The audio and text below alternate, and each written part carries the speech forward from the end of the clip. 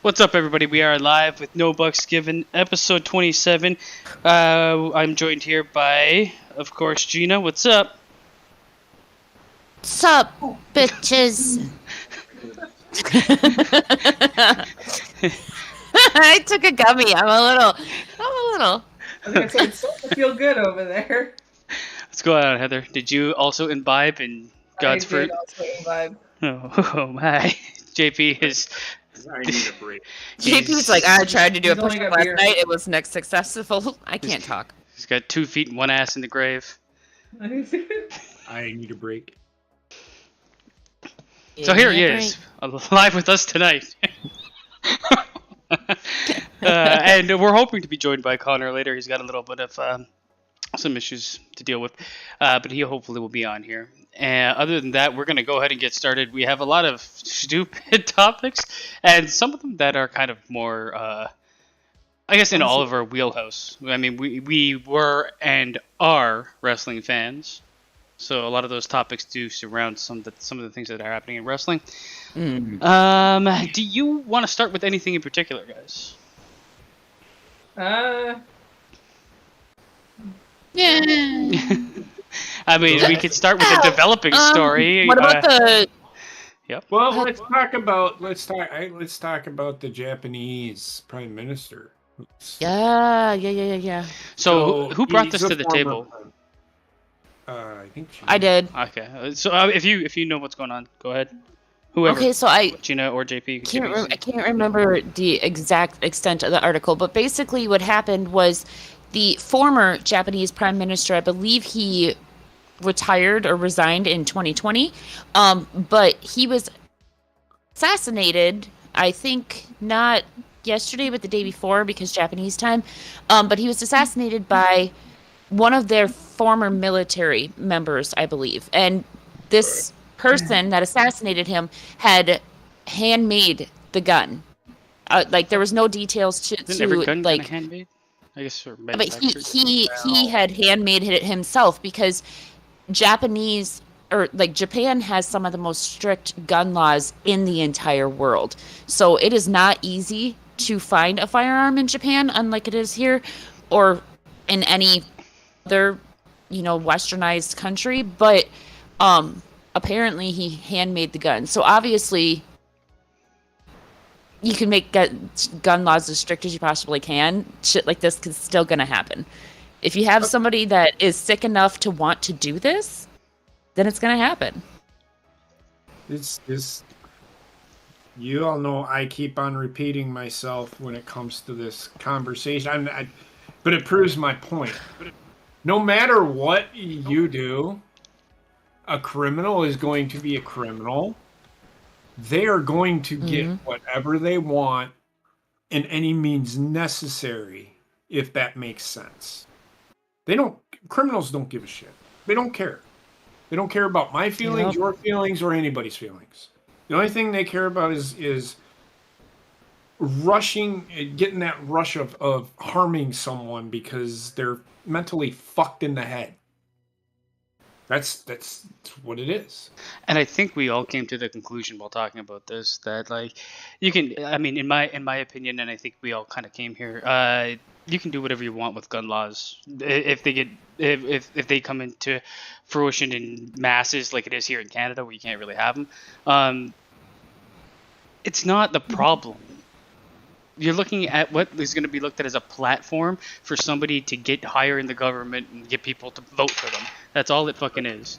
In all honesty, I do not believe it's fixing the problem. It's applying a Band-Aid to a solution that people don't understand the actual underlying problem. Therefore, they don't understand how to fix it. Before we go any further, though, I do want to keep in mind that this is... Why did he assassinate? Yeah, I don't know what the deal was here. And why? It's the article that I have pulled up. I would have to dig deeper because this article is from a couple of days ago when I shared it. I believe it was yesterday or the day before. But as of that time, they did not, like, the motive was not clear. They didn't know. Okay. I mean, I would have to dig further. The motive might have come out now. Sorry? Jordynne, yeah, he said over there in Japan there are only one death by gun killing. So I'm just gonna say that in 2021, yeah. I don't know if that's not a good thing. To be honest with you, one is one too many. One is one too many, no matter what it is. However, we're never going to fix the problem. And so Heather put this in the chat, and it's kind of along the same lines. So I know we've had these school shootings, and we had another one just like a week ago. We had one here, over by Madison. This lady asked her son, she says, "You want to know why kids are shooting up schools?" This kid gives the best answer I've probably ever heard. I've said this. This woman says, and I'm going to read this. I'll try to read it as quick as I can. "I asked my son, who is in high school, why would someone do this? His answer was better than any politician or even adults that are discussing the subject. He even gave a clear solution, though I fear it will never happen. This was his reply. Mom, it's not about guns. It's about attention." And this is a kid saying this now. The kids who do these types of things, all they see is the news. Well, I think it's a kid They saying need attention. The media gives it to them for months. A person goes from being ignored at home and school to feeling as if the whole world finally sees them. Next, kids do not know how to talk. We get on phones and communicate. There is no social interaction. People my age cannot express how they feel or that something is wrong because they'd rather put their face in their phone and do an emoji on how they feel. If people want this to stop, it is not about the guns. It is about seeing kids. Talking to them. Adults need to see kids and listen to them. They need to teach the kid to get off the phone and look up. Each person needs to be seen. The media needs to know that this attention will be seen as a way to express themselves in the world, and things like this will keep happening. Maybe we should listen to our children. Every adult, and that includes teachers, parents, neighbors, anyone, should talk to a child today. And keep in mind, this is a high school kid saying Now, this. I hope that it is. Well, I'm not quite done yet. If we want the world to change, it has to start with us talking and being human to each other. We as adults outnumber them as a whole, but we are caught up in our own lives to really see them. Talk to a child today. 5 minutes can change a person's life. And that's what she said at the end there in that last paragraph. And I said this, we in this country, especially here in the United States, we don't like each other, so we avoid each other. We think talking on the phone is the right way to go about things. It's not. Well, the biggest message that I got from what he said is the media. Like he pointed out the media, the fact that the media is basically showcasing every single time that there is a shooting anywhere, and it's almost. And obviously they don't mean it to be this way, but it's almost like it glamorizes it. Well, I mean, I'd say it's definitely part of the problem. It's not the entirety of the problem. Oh. I mean, people are technically being groomed to not like each other. Or to be very competitive with each other. A capitalist society will lean that way, and then people will hold certain things for greater class status, and this trickles down to the youth as well. And when people are only vying for their self-importance, they forget about everybody else. Happens with adults, happens with kids, it happens with everybody. And then you have things like this where they make grandiose statements, the media fucking blows them up to be the kid that nobody cared about, to front and center on everybody's mouth for a month or two and then disappeared again. But it's probably the most attention they've seen in their entire life and ever will. To get back to JP's question originally about the motive, it says Yamagami, I really hope I didn't butcher his name, said, which is the person who shot the former prime minister, said he wanted to attack Abe because he believed that Abe was connected to a group that he hated, police said, declining to name the group. Police found multiple handmade guns in his home. It's a very So odd it's statement. to think it through. So basically, he thought there was this group that apparently he thought held some sort of power that he hated, and he thought that the former prime minister was part of this group, which is why he was aiming at him, which tells me that if he wouldn't have been caught with this, there would have been further casualties. It's weird, really odd for somebody to do something like this out in the public that's going to be recorded and he's probably going to be caught for, to then go on to like not actually expose what he wants to expose. I have no idea what's wrong with this person. He might be completely off his rocker. But what's up, Connor? You did make it. Shoot me right now. Oh my God. We can hire this guy, Yamagami. I was about to say maybe a poor choice of words considering the subject, but apologies for being late, but a combination of children who don't want to sleep and teeth that don't want to, they're just fucking killing me right now. Hence why I'm not on camera, and apologies in advance for the scraping bottom of the barrel energy that I'll probably have on this episode. That's okay. We're gonna get through the topics and hopefully find some little fun things to do in between to keep everybody going. I mean, this was the one that I didn't really know a lot about. It was put in the chat. I looked at it and I do recall seeing this guy before, and I think I saw him from this. We are talking about the assassination. Yeah, right? Yes. Yeah. Yes, and I do want to point out that not only was he Japan's longest running prime minister, like I said, he resigned in 2020, but he was when he was actually shot during a campaign speech, which he was campaigning for some further higher up part of their government. I've shut the article down, so I can't quite remember what it was called, but it was a higher up, basically he was similar to like the Senate, I assume. It was the Japan's upcoming upper house parliamentary elections, which there you go. So it's one thing to go after, assassinate a political figure, because let's face it, that's kind of rare anyway. And apologies if you guys already talked about this, but he was campaigning. Like, what? Mm-hmm. I'm sure. Yeah, and all because he thought that the guy was in some sort of a group that he hated. It's so strange. I mean, it really rings for them too, because their like fatalities by gun violence are so low there. To have something like this stand out. Yeah, Jürgen pointed it out. There was only one. Yeah, and I looked at the stats from gun violence in 2021. And I think back in 2018 or 2019, they had like 9 or 10. So it's been very low in terms of like the people that they have, like the amount of population they have. We might have lost JP and Heather. Heather and JP. No, they're just playing us. Heather's sleeping. Whatever, the frozen time. They shall return. But I didn't really have a lot to add. We're off to a great start. I was late. I'm in pain. There they go. Yeah, and back. That's the only thing we talked about, Connor. You didn't miss anything else. So cool. it's probably like in my honest opinion, it's better if somebody else runs it, because I can't pull up the Discord shit while displaying Discord. Yeah, I can definitely take the helm. Just apologies. I've had no time to prepare. No problem. I have the topics if you want me to lead into. No, I got stuff. I can ad lib. There have been many times where I'm not prepared and just nobody notices. I'm that smooth, just not tonight.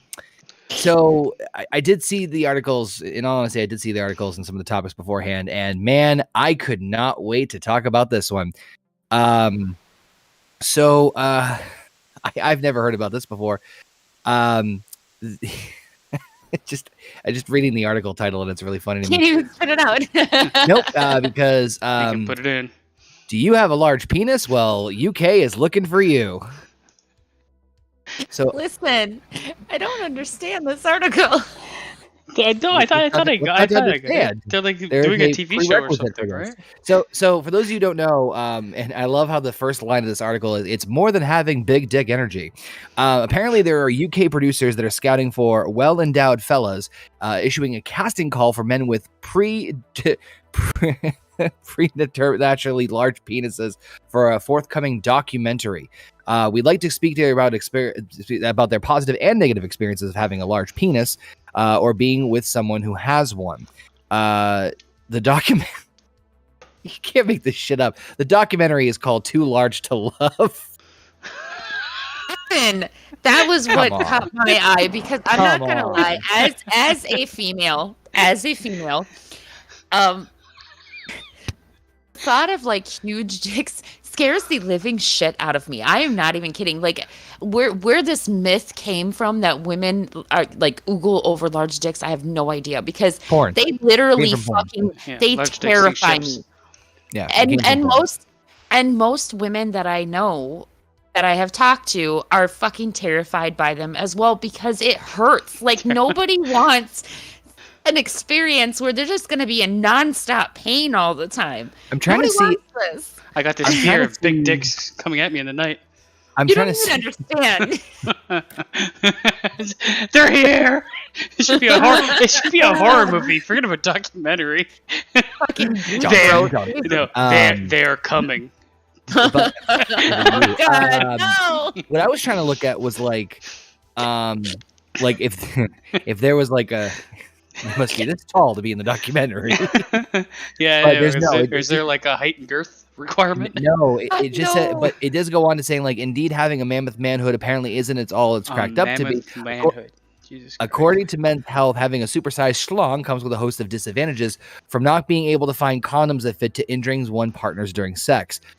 Story of my life, said me never. Not to mention that the size of one penis isn't as big an issue as people think when it comes to the boudoir. Compatibility of size is the real barometer. A big penis and a small vagina are not a happy combination. Further, not knowing how to use the penis skillfully is more important than size. At I love the euphemisms There's in a this lot of article. alliteration in this article. Apparently, I must seriously have a like small normally like, vagina. like I don't oh know. go check the article go check the article for like the source. No, you got to read this one. This one's just fucking hilarious in terms of the alliteration. And the Battle of the Bulge isn't merely physical. New York's Jonah Falcon, who claims to have the world's largest penis with 13.5-inch behemoth when my erect, says God. he's sick and tired of being asked to whip it out. Whew, tell me about it. What's up, Heather? God, no, listen, Wendy's, Wendy's, in the background clapping. this is not the right time for that. 13 and a half. Congratulations, she says. About issues this week with streaming. Good God. I wonder my if goodness. like you'd have like with a 13.5 incher, would you have like issues like not fainting? You can't wear shorts, man. Listen, Yeah, you're gonna be hanging bell end. Tidy Okay, whities is considered like a health cause. I literally was on TikTok Roll it up. earlier, just scrolling, minding my own business on fucking the For You page, right? And all of a sudden, here's this video of this guy who's walking, and he looks like he has a fucking baseball bat swinging in his shorts. I am not kidding you. But is And- it like semi-erected, or is it like full? No, flaccid? it was just like hanging there. Gina's like, upon my 17th watching of the video. Oh, you don't even understand. Like immediately, He was playing I t-ball like, with his knees. immediately I was like, oh, gross, you know. And but the fucking, I'm like, I have to see the comments. I have to Yeah, see the oh comments. yeah, the comments are Oh. yeah. Mhm. I You're went right. into the comment section, and first of all, ladies, we need to do better because we complain about men harassing us. Look in the fucking mirror, okay? First of all, second of all, I went and I looked at the duets of this video, and there were women that were actually like, oh my god, like drooling over it, and I'm like, do I just have a shallow vagina? Like, is this the case? Because like, ouch. That looks like owie to me. That's what that looks like. Hey, Owie. ladies. What do you Fuck order that when you go to shit. Subway? That's a real question. Not a foot long, a 6-inch, a normal 6-inch. Footlong's not big enough. I need a party sub. I mean, I like. God. Fucking gross, Gina. You're so gross. Oh, am I gross? I said a 6-inch. Don't you put your blasphemouses on me. She watched Soul Plane before this. Ah, Yeah. Listen, I may or may not have taken a gummy, okay? Okay. longest hold the on. longest. Which man, I mean, come on. All It's right, just, JP, what are your thoughts on big dicks? I mean, Oh my goodness. so what essentially? I know she kind of elaborated. What? essentially, there is a documentary that's being produced in the UK, and there's a casting call for men with larger penises because, and it's called Too. Oh. It's called Too You Large. have to tell them what it's called. Too Large to Love. I can 1,000% get behind that fucking. I Yeah, consider Heather. it makes him go Jamie Kennedy. I have to I mean, watch this I've heard the documentary. joke that like and Ron not- Jeremy's is so big it has a fucking elbow. It should be Heather. like try not to laugh challenge watching this fucking documentary. Oh my god, Heather, tell me I'm wrong here, okay? No, you're wrong. With a gentleman's, Oh, Schlingus. are you not terrified by the huge ones? Because I fucking am terrified. I am, because even though I pushed a baby out of that area, Yes. It's only so shallow and it's only so wide. Like, you know, you can't fucking pound something that doesn't fit in properly. Yes, you can. Take deep breath. We walked on the moon, goddammit. Ouch. You want my thoughts? Oh, I God. really Yeah. actually Shoot do. To away. be honest with you. They don't have mass shootings, but they'll show dicks on fucking TV. that's Lots of dicks. Yeah, They have mass shootings on TV too. Oh, in I the mean, we're UK. lucky. There might be Sometimes one with this one. Both. Yeah, this one actually might have both. It's just a different type of shooting. You know what, though? The UK's crime rate is pretty small compared to the United States. They're onto something. We need to show tits and dick on TV. We do show titch and dick on TV. Listen, the morning weather lady will come on and judge the weather that day by her nipples. Okay? You know what? A lot of people would be watching the news. I can tell you that. That's what I'm saying. Biden, throw his nasty ass it's naked. lit. Listen, this country is now known. There's one word for this country. It's I'm sorry, what? You No, didn't that's see Biden. that clip? Oh my god! Biden Heather came on. fucking- He's like, "There's one Oh, name." yeah, for this. yes. Take me. Oh my god, it's And great. then he whipped his dick out. My brain. Say Yeah, it. I have no. No horse in this race. I just gave you my thoughts on it. Like, who cares? Are you gonna watch Yeah. the documentary? I am. I don't give a shit. I am. Definitely not gonna check The it tape out. measure. Why is the 3-inch part like worn down with like what seems like Sharpie? First of all, if it's a regular tape measure, you're not even doing it right. You need a fabric tape measure. Like, what the fuck was But that? why? My dick's not fabric. Because a regular tape measure, think about it, basement, like it's not. Regular tape measure is not going to be an accurate measurement because you have that little hard piece on that middle piece on the More than end a of little it. hard piece. Right. You clip it on the tip and then you go. Oh, That's how you do it. or you can just get a fabric measure. Get a Am I doing protractor. it wrong? They're No? like $1 at Walmart. Good Lord, let's move on. Oh man. Well, speaking of organs, we might as well shift gears to a different topic where apparently a funeral home owner sold organs and body parts without permission for years and returned fake cremations where customers received concrete mix or swapped ashes, according to prosecutors.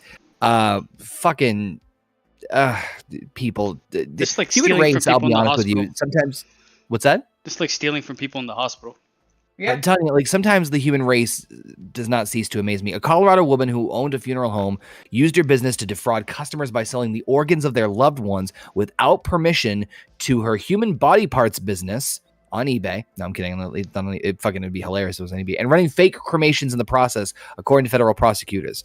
The woman who owned the funeral home named Sunset Mesa, as well as human body parts business Donor Services, pleaded guilty to the federal charge at a Tuesday hearing. She admitted to running an elaborate scam where she promised cremation services to dozens of families in Colorado and instead held onto their loved ones' organs, limbs, spines, and heads in order to sell them for a profit to surgical or educational buyers, according to prosecutors. In the filings, they said the remains of at least, 811 individuals were sold through the scheme, and that was the vast majority of customers were misled or not asked about what the funeral home should do with their relatives' organs. I mean, look, I'll be the first one to just say this right here and right now. I think that the funeral service is I'll say it's a scam. It's predatory. It's predatory. Yeah, in yes, nature. thank you. I couldn't think of the right phrase. It's definitely predatory by itself, let alone with this shit happening. It's like fucking hell. Like, just my dad said this. I said this too. Just burn me and bag me and tag me. That's it. Just get me out of the Don't spend this. I just fucking. I hate this. I hate everything about this. This is. I told my mom that I want to be cremated and I want to be turned into a tree. I'd say a flower, but she'll kill me again. My mom's really bad be with a prick plants. to someone else before I die. Exactly. Just, I want to go out into space with the rest of the garbage that's gonna end up out there. Oh my god, don't even get me started on this shit again. You know my mind is not where it should be right now. Shut up. But seriously though, like this person, I hope that they rot in hell. You know what They the deserve fuck? to. They They fucked deserve up to for this. when they made two legitimate businesses instead of like stealing the Too organs and legit. selling them to Mexico. If you want it to be terrible, at least you do it right. Listen, you're too legit to quit. Sorry, I'm sorry. I'm so sorry. So I'm gonna shut up. I literally have a couple of questions here. Okay. Number one, Yep. how in the fuck did they know that it was, not their They- ashes? Who knows? I know. Why do Well, my guess is probably they. what they did was illegal, and yes, they should go to jail or whatever. But who? But also, really- like, I don't what know. did they- Like, what did they dip their fingers in? Oh, that tastes. yeah, Oh, like, it doesn't make I'm sense wondering because if you can I'm only wondering take if certain it wasn't- organs. I'm wondering if it wasn't somebody that was maybe working within the place who got in trouble and then turned around and narked on them in order to get a deal on what they were in trouble for. Because really, how else would they have been caught? You know what? They probably tested the ashes and found like trace elements of cement or more than there needed to be. Because I'm sure, Either like, if that I or was doing this okay, shit, I would be taking 1 to 2 organs from somebody and then cremating them. So the majority of what you're getting is them anyway. Either that or maybe there was a family that, maybe they had a relative that had been cremated before, so they knew what the ashes looked like, and they just kind of looked at these and said, hey, these don't really look like ashes. Not to mention, So are you not to pouring mention through the that- ashes like that? That's kind of strange. when you hold a bag of cement versus a bag of burnt ashes, the cement will be heavier. Yeah, the weight difference is there too. Yeah. And not only that, but with ashes, I never knew this until my uncle was cremated, but with ashes, there are actually still bones within the ashes. It's not just it's ash. not. I don't think it's full on. I don't know. That just sickens me. I hate the funeral service as it. I shouldn't say hate. It's I don't already scummy It as is shit. incredibly predatory. Like that is Yeah. that is the best word to describe it, because I mean, they're like How would you- literally taking everybody for everything they're worth. Sorry, JP. I know everybody says that, oh, just cremate me, this, that, or the other thing, but you do realize that that's still thousands of dollars. Yeah, but it's the For some cheapest way reason. possible. Not only that, it's the Yeah, The you easiest, honestly. you are correct, but I mean the incinerator is Should not cost $1,000. It depends on where you are, because my cousin was able to get my uncle cremated for $400. However, he wasn't in an urn; he was just in a box. But see, basement, you're not just paying for the. I know, but you're overpaying at this point because a lot of the people get buried, and when you get buried, it's like, how would you like to leave the world? Wouldn't you like to leave it better in a Lexus? And it's like fucking here's a $30,000 coffin here's the thing. for some stupid reason. Here's the thing: when my grandfather passed away, Yes, I do agree. when And then my the costs for everything are so high. Sorry, Gina. when my grandfather passed away, he was a World War II veteran, right? So like the military covered his entire funeral costs. However, My dad, not my dad. however, the coffin was literally a box. If we wanted him in an actual coffin, then we were going to have to pay for the actual coffin. Like, it's the bare minimum. The military did pay for his funeral, but it was the bare minimum. And if we wanted Really? him, yeah, and if we wanted him anywhere, like he wanted to be buried in I can't remember what the fuck it's called. In the cities, it's the big military base up there. Fort Snelling. He wanted to be buried in Fort Snelling, but if we would have had him buried anywhere else, we would have had to pick or pay for the plot space, which doesn't make sense at all. My thing is, my dad was 100%. So he was getting. We still had to pay for his cremation. We had to pay for his. You didn't get that shit for free. We had to pay for everything. Oh yeah, no. Well, my grandpa's funeral, they put him in a box pretty much, but we upgraded it to a coffin, and we just like everybody kind of split it. But because he was buried in Fort Snelling, his service or his funeral was free. However, Fort Snelling pushes them through basically the same as like somebody in a mall vendor would push people through. It's like they have a funeral set up once every 15 minutes, and it's like boom, boom, boom. Like the service was so fucking just matter of fact. There was no personality to it whatsoever, which I don't expect much from the military, but that's the military. yeah. I do know for a fact that it cost us $600 just for them to dig a hole. Wow. Yeah, which is like, this is what I'm saying. Like the pricing in funeral services is astronomical for what you're actually getting, because they're not paying the person digging that hole $600. You can guarantee that. Well, my uncle Billy just died in Georgia a couple months back, and it was going to be $6,000 just to have his body shipped back to Louisiana. Well, my uncle Billy had actually told my mom and my dad just prior to his death, because like I swear he knew he was going to go soon, but he had told them that he wanted to be cremated.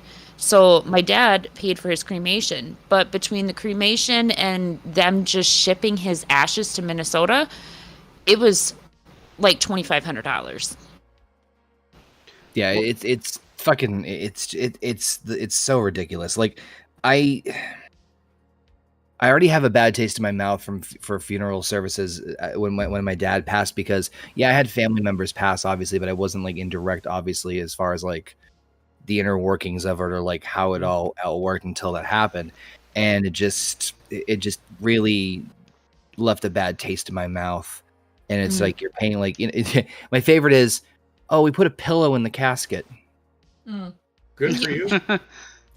Why? The funeral directors should be ashamed of themselves. Yeah. They should be ashamed of themselves, because like this family is grieving, and like when my grandpa passed away, we were all grieving, and this funeral director is just like pushing the most expensive shit possible on us, despite the fact that the military was covering his funeral. They were just pushing all this expensive shit. Yeah, well, in the end, they're salesmen. The one thing I will say, guys, at my job, like we will have to, or every now and then we have to organize funerals for people that can't afford to bury their dead. So we'd have to go through the organization process and all the payment stuff, and it is there's so much red tape involved that no matter how compassionate you are to this person, you are putting them through so much that they don't need to go through during the time. It's like the worst thing to deal with, because they need to fill out like packages upon. Basically, I have to send them all these forms to be like, report all your income and all this stuff to see if you can even qualify for this service. And in all honesty, the people that qualify, probably about 20% of them, because you have to you have to be making nothing. You have to be basically living on the street under a box. At least you guys have an option to do that, because what they do for people that can't afford it here, you can make payments. Or you can take to out the funeral home. Well, here, if you don't hit that quota, if you make $1 over it, that's it. Now you have to make payments with and if you talk to like somebody from, like if you talk to somebody that's like a funeral home or anything like that, you've already like gone to a place we can no longer like talk to you if you made any arrangements with them. It's really fucked up, man. Really? Yeah, because like as soon as a funeral home is involved, there's something is on the table with them that you can't go through. Like if they sign anything or go forward anywhere with the funeral home, which in the end most people will, it's their involvement is already there, and the government will not pay the funeral home if it's not part of the government's owned funeral homes. So you have to do everything like meticulously by the book through that program. Which you're gonna really think about when a loved one dies. Really, like it's so ass backwards. Yeah, it's just there to say, we have this program that nobody can use. Well, correct me if I'm wrong. And then here, it's a guys, pine box that you end up in, and that's it. I do not believe that the United States has any sort of government program designed to help people with funeral costs. I don't believe so. No. No, like I think that's up to the individual funeral home, and most of the funeral homes that I've ran into split it up into payments. This is helping nobody but people that are in too bad of a situation to even think about what they're going to do with the dead person.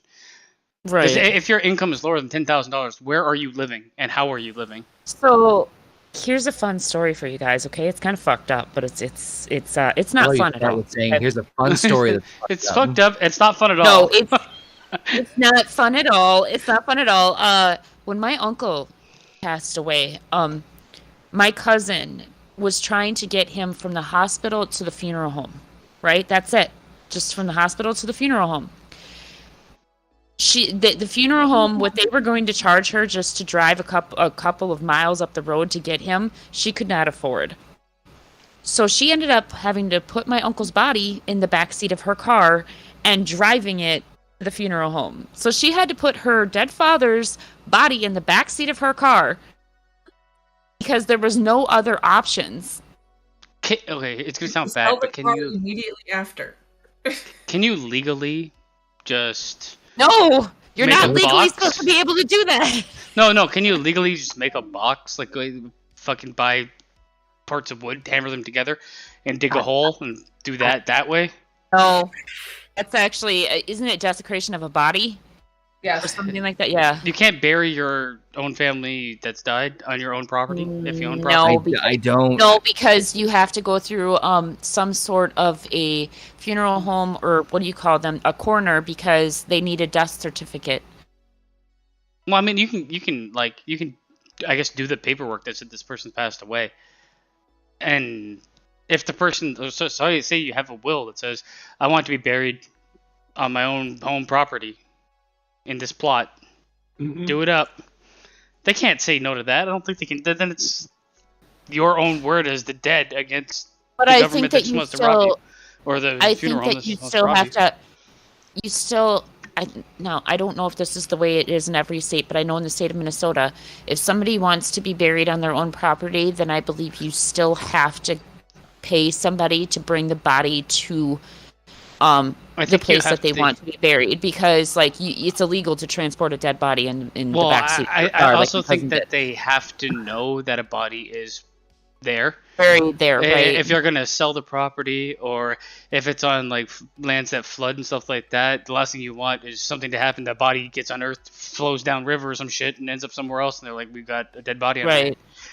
Right. And it has to be registered. But I'm sure there's like rules around it. But I'm pretty sure if you own, like, because people have like these old or like fucking huge plots of land, and I'm pretty sure they have like a section that they bury. I'm not gonna lie, I personally have not ran into a single like grave like that was past like the early 1900s. I mean, most of the places that you see like that around here anyway are very, very old graves, when it was like very common for people to get buried on their own property. Yes, Cardinals. So true. Fuck Rogers, man. I got my internet back 1 trillion years after it went down. Right. Yeah, that's another thing I want to talk about eventually, but we don't talk about that yet. I mean, we can. You guys can't. Well, really we might as well. I mean, fuck it. Let's do this. Yeah, you might as well just scurry into it since Cardinals in the chat too. Yeah, so Rogers went down, Rogers Communication, and if you guys don't know, in Canada, we only have a handful of providers. Rogers is the biggest, I'd say. And then we have Bell, and we have some other smaller ones. I think TELUS is third. And then there's other companies that are owned by Rogers that operate on their network that are not called Rogers. So Rogers went down, and when I say they went down for everything. And they went down for everything nationwide, so the entirety of Canada. And going, like, when something like this happened, this, like, to me, it's a glaring, it's an obvious issue that Canada has with a monopoly or an oligopoly of that size, that when one thing happens, literally a portion of the entire country can't communicate in any way. Shit. So, and that goes for emergency services. ATMs went down, so people couldn't get money out, and then stores that took money, took like credit and debit, couldn't do it, demanding cash. How many people have a lot of cash on hand? Fucking country was crippled. Yeah, everything went, and it went down. You can't get cash because the ATMs were down. For me, my internet went down for almost, like, I'd say a day and a half, almost 2 days, or like a day and 3/4. And then when it came back, it was all fucking slow and shit. Mobile came back a bit quicker, but mobile was still down for me like 16 hours. And like, I know says that. Damn. Banks went down too, apparently. Yeah, well, they all operate off of like the Rogers network. Most of them, it's all private business here. But like when that shit happens, I can guarantee you, there's people that, you know, we're in an emergency situation. My dad's falling, he needs help, but 911, no phone, can't call them, can't do anything. Right. So, do they know what caused the outage? They haven't said publicly. I don't think they have to actually release that information. I was just wondering if, like, because a cable being cut or something like that's not going to cause a nationwide problem. So I was just wondering if there was like a cyber attack or something. Like, I'm sure if it was a cyber attack, they would say so. The blame goes on somebody else. But it's something that happened with them, I think, at this point. I don't know what would cause, like, because the Rogers network is mostly cable provided, except for the cell phones, which is all telecommunication towers, right? Like, it's all different waves that are affecting different things and different ways of getting that service to your home. So I don't know what the fuck happened, but well, Jesus. I mean, here you've seen it. We lost our internet. With power. Well, we had a power. We had a power surge. We have Alliant Energy that does our electricity around here. So we have the windmills and the solar panels. They're doing a farm. This guy sold his farm to Alliant Energy. He still lives there. They're paying him for the land. So they pay him for the land. So he's making money Hand over fist. hand over fist, because he's like, you can fuck it. Because farmland at a certain point in time, and the farmland around here has been farmed on, so the soil's being turned every year. They're always doing, you know what I mean? So sometimes it needs to take a break. And so the guy's like, well, you could build your shit on my land. And they're like, well, we'll give you this amount of money to do this. And it's like, whatever. But it's our spectrum, like, it glitches on us for some reason. But that one, was it last week or week before last? We lost everything as well. U.S. Cellular, I don't know. We lost data. We lost data. We barely had signal for our phones, too. We had no signal for our phones. I didn't have a signal. She didn't have a signal.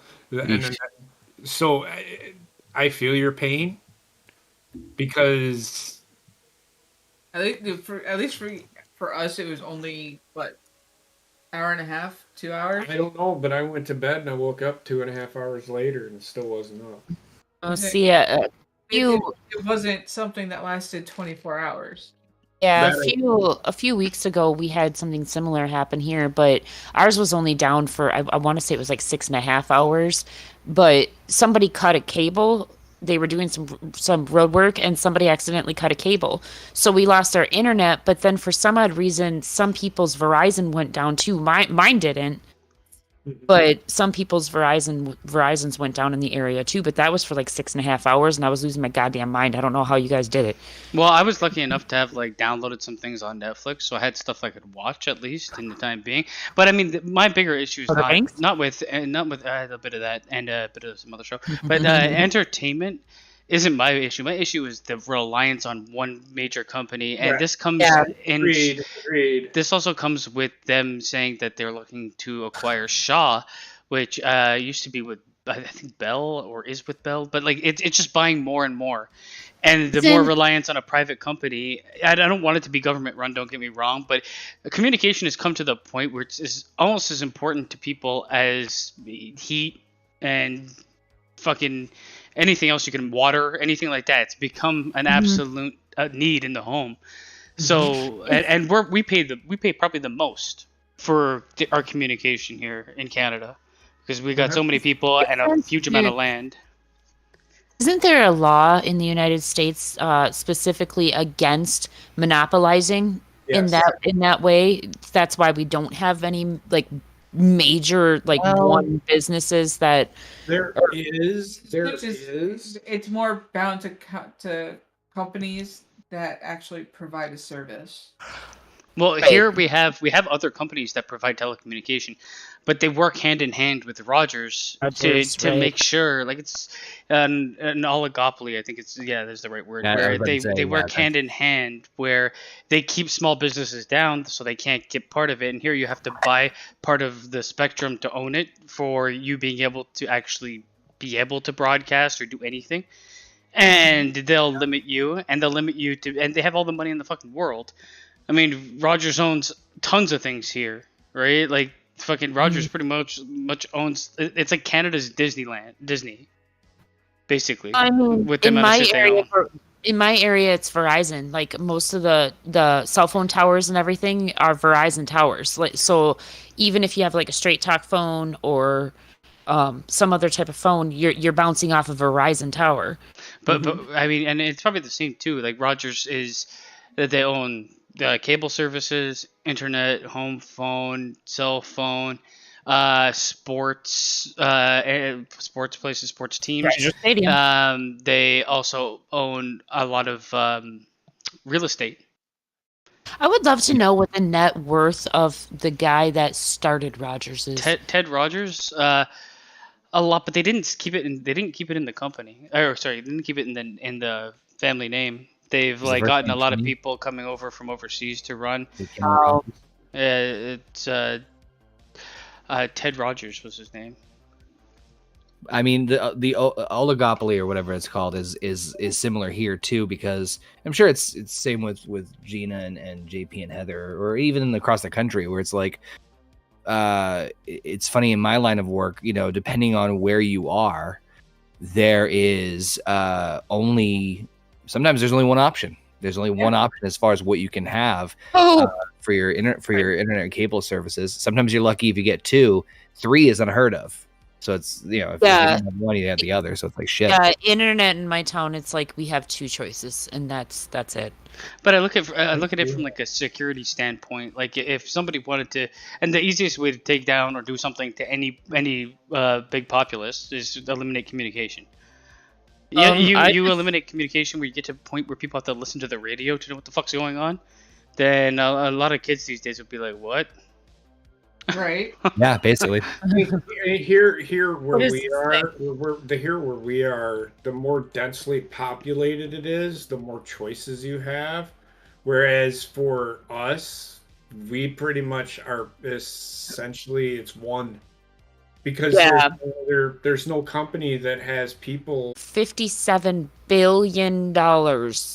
Yeah, I mean it's because they own everything and nobody stops them from owning more. Roger, make more possible. You mean debt? They are the second richest family in Canada. First one being somebody named Sherry Bridson. I don't know who the fuck that is. But yeah, Thompson Family's investment firm. So the last thing I'll say is I'm in a very heavily populated area, and Cardinal is in the extremely heavily populated area, and his internet just came back recently and is slow as shit. Remember I was telling you guys mine was slow and it picked up like maybe 2 hours ago. He's still down, and that's Toronto, the fucking biggest city in Canada. I can tell you why that's happening. You got a shit ton more people all trying to log back onto the internet at the exact same time. But it's also like they had to. The thing is, it was such a catastrophic failure on their behalf that they had to create access without creating reliable access first. You know what this reminds me of? The power outage when Niagara Falls had an issue. Back in the day when we had like days without power. Yes. Yeah. I mean, the biggest problem is I can't remember the exact date, but like I think there was a couple days. I can't remember how many days, but there's a couple days without power here. Everything was closed and everybody walked the streets. It's like a zombie apocalypse. Right now, that's lovely. I'm gonna tell you right now, Canada only had a couple of days, but New York was out of power for 14 days. How are you guys able to fucking... Yeah, you see how reliant you become on things, and to start it's like, what do you want to play? I guess we could throw stones. Yeah. What do you want to eat? Anyone got a stick? All the food's gone bad. I do with 13 inches. That is one hell of a story. What? 13.5. He says, I was working in the emergency room one night when 2 cops brought in a neo-Nazi guy. I was cleaning, he was bleeding, mixing. I know he looked at my name tag and said, "You can give me a hand." What the fuck? Oh, because of his name. Neo-Nazi. Jurgen.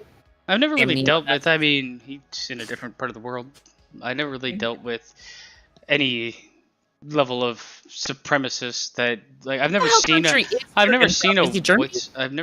supremacist. I think he said to us, he lives in like Puerto Rico or something. But he was his name. I would have definitely guessed like German. He mentioned I think he was born in Germany or something. That's what the other guy thought too. But yes, he was not.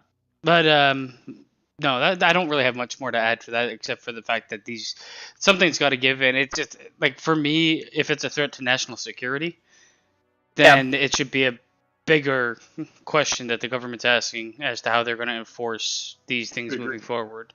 I agree. Exactly. 100% agree. And California's gonna have the same thing to answer for with their issues over there with their grid. So. Great segue. Speaking of government, I I'm just going to read this because I can't wrap my head around this for so many reasons. Go ahead. This is going to be the title of the article because, again, I'm going to need assistance with this one because... Oh, yeah. I know what you're talking about. Yeah, it's a difficult one. Biden's dog-role-playing fetishist nuke chief once blasted feds for prosecuting male prostitution site. Wait, what? So there's this guy on the Biden administration that he put a picture up of him with his dog boy Beautiful. man. Beautiful. Hug 10 out of boy, 10. man. Oh, God. So again, Biden's dog role-playing fetishist nuke chief, meaning nuclear chief, once blasted feds for prosecuting male prostitution sites. So like just Yeah, I remember this article now. It's when you first read the title, I was like, The "What? title Say makes what no now?" sense in I your thought it was mouth. literally something about Biden's dog. I was like, "What?" I thought an LGBTQ activist and top Biden administration nuclear official condemned the federal prosecution of a website that promoted male prostitution, writing in a 2015 op-ed for a pro-gay magazine that archaic views of sex work were hurting gay, bisexual, and transgender youth. Sam Brinton, Deputy Assistant Secretary for Spent Fuel and Waste Disposition in the Office of Nuclear Energy, has courted controversy with his open advocacy of sexual fetishism and puppy play, a sexual kink involving role-playing as animals. The newly resurfaced 7-year-old essay he wrote for The Advocate, in which he defended rentboy.com. It's just like there's too much in there to unpack. First of all, can anybody say? I'm gonna say it. I'm gonna fucking say it. Diversity hire. Because at first look at this picture, I ain't trusting you with anything in the country. I'm sorry. You may, unless you're like fucking brilliant at your job. Like you also have to like fuck. This is akin to getting like, you know how like those like celebrities get in trouble for like, oh, you did this in your past. Do you all remember the Amish donkey? Remember Amish donkey? No, I don't know what the fuck you're talking about. No. So, have you ever heard of the Burger King boy sings Christmas carols? Man, you're talking in code. Fries are done. Fries are done. Oh, yeah. That's what this guy fucking looks like. Look at this fucking guy. Look, I don't like make fun of other people's preferences. You do you, as long as it's not, no one's getting hurt and everything's consensual. But do you want a furry president? My test is my What? question. Would you be okay with a furry president? I mean, I don't care as long as he's doing his job properly. There's still like that notion of having a furry as a president and being like, it's time to meet with the other world leaders. He comes in, pisses on the ground. It's mine now. Yeah. Might as well off and smell like piss. I feel like you can do whatever you want. Kinky shit, go ahead. Do it for me. Do it behind closed doors. I don't want to see it all the fucking time. Sorry. It's not my kink. I'm not showing you any of fucking my sexual endeavors. I don't want to see yours. I mean, so today we went to, my brother got married today. So that's where we were today. And we were sitting there talking about, the self-identifying, I identify as. right. I literally said there are people out there now identifying as birds. Yeah. Yes. And my mom literally looked at me and said, "Shut the fuck up." It's avian human hybrid. This is society today. You can identify as whatever you want. The funny thing is we were actually talking about furries in schools, and they're literally, I don't know if it's here, they're literally thinking about putting litter boxes in the bathrooms. Yeah. I'm gonna put the fucking. We had that at the school, and That to me is insanity, because we had that at the school next town over from me. Like those kids were demanding litter boxes. This is the rule that I will stand by. You can identify as whatever you want. Hell, you can do whatever you want. You just have to know that anything you do will have a consequence for how people will react, treat, or do with you if you break the law. These are just the rules that everybody lives by. So, in some cases, people are like, you can't shame me for being just in my opinion is fucking weirdo. I'm sorry. Like, you want to dress. Well- You want to like the thing is you want to dress up as a bear or whatever, run around. Great, I did it. It was fun. But but when you start to think in your mind that you are something like that, that's a bit strange to me. I mean, to me, there's limits for what I think identifying should be. I'm on board more with the people that are the gender identity is kind of mixed up, or they think they're more like a man than a woman, or a woman like a man. But when you Furry go with thing is more of a fetish. yeah, It that's really what I is more think. of a And same with fetish. these dog people, that's obviously fetishized. That's any type of like furry action, whether you identify as a dog, cat, whatever, that to me is a fetish. And also, first of all, if you're sorry, but I'm not sorry, if you want to identify as a dog or a cat, well, a dog or a cat does Doesn't not speak. go to school. So why are you in So- school? They don't speak Woof. like English. Why are you An speaking avian English? human hybrid would No. probably be able to fly. So there's limits to the idiocy that's behind this stuff. This to me is somebody that's into this kink, which is That fine, it takes but away. good luck in the good luck. Yeah. I mean, where do you draw the line of what's an acceptable kink versus not? And why do we need to know any of it?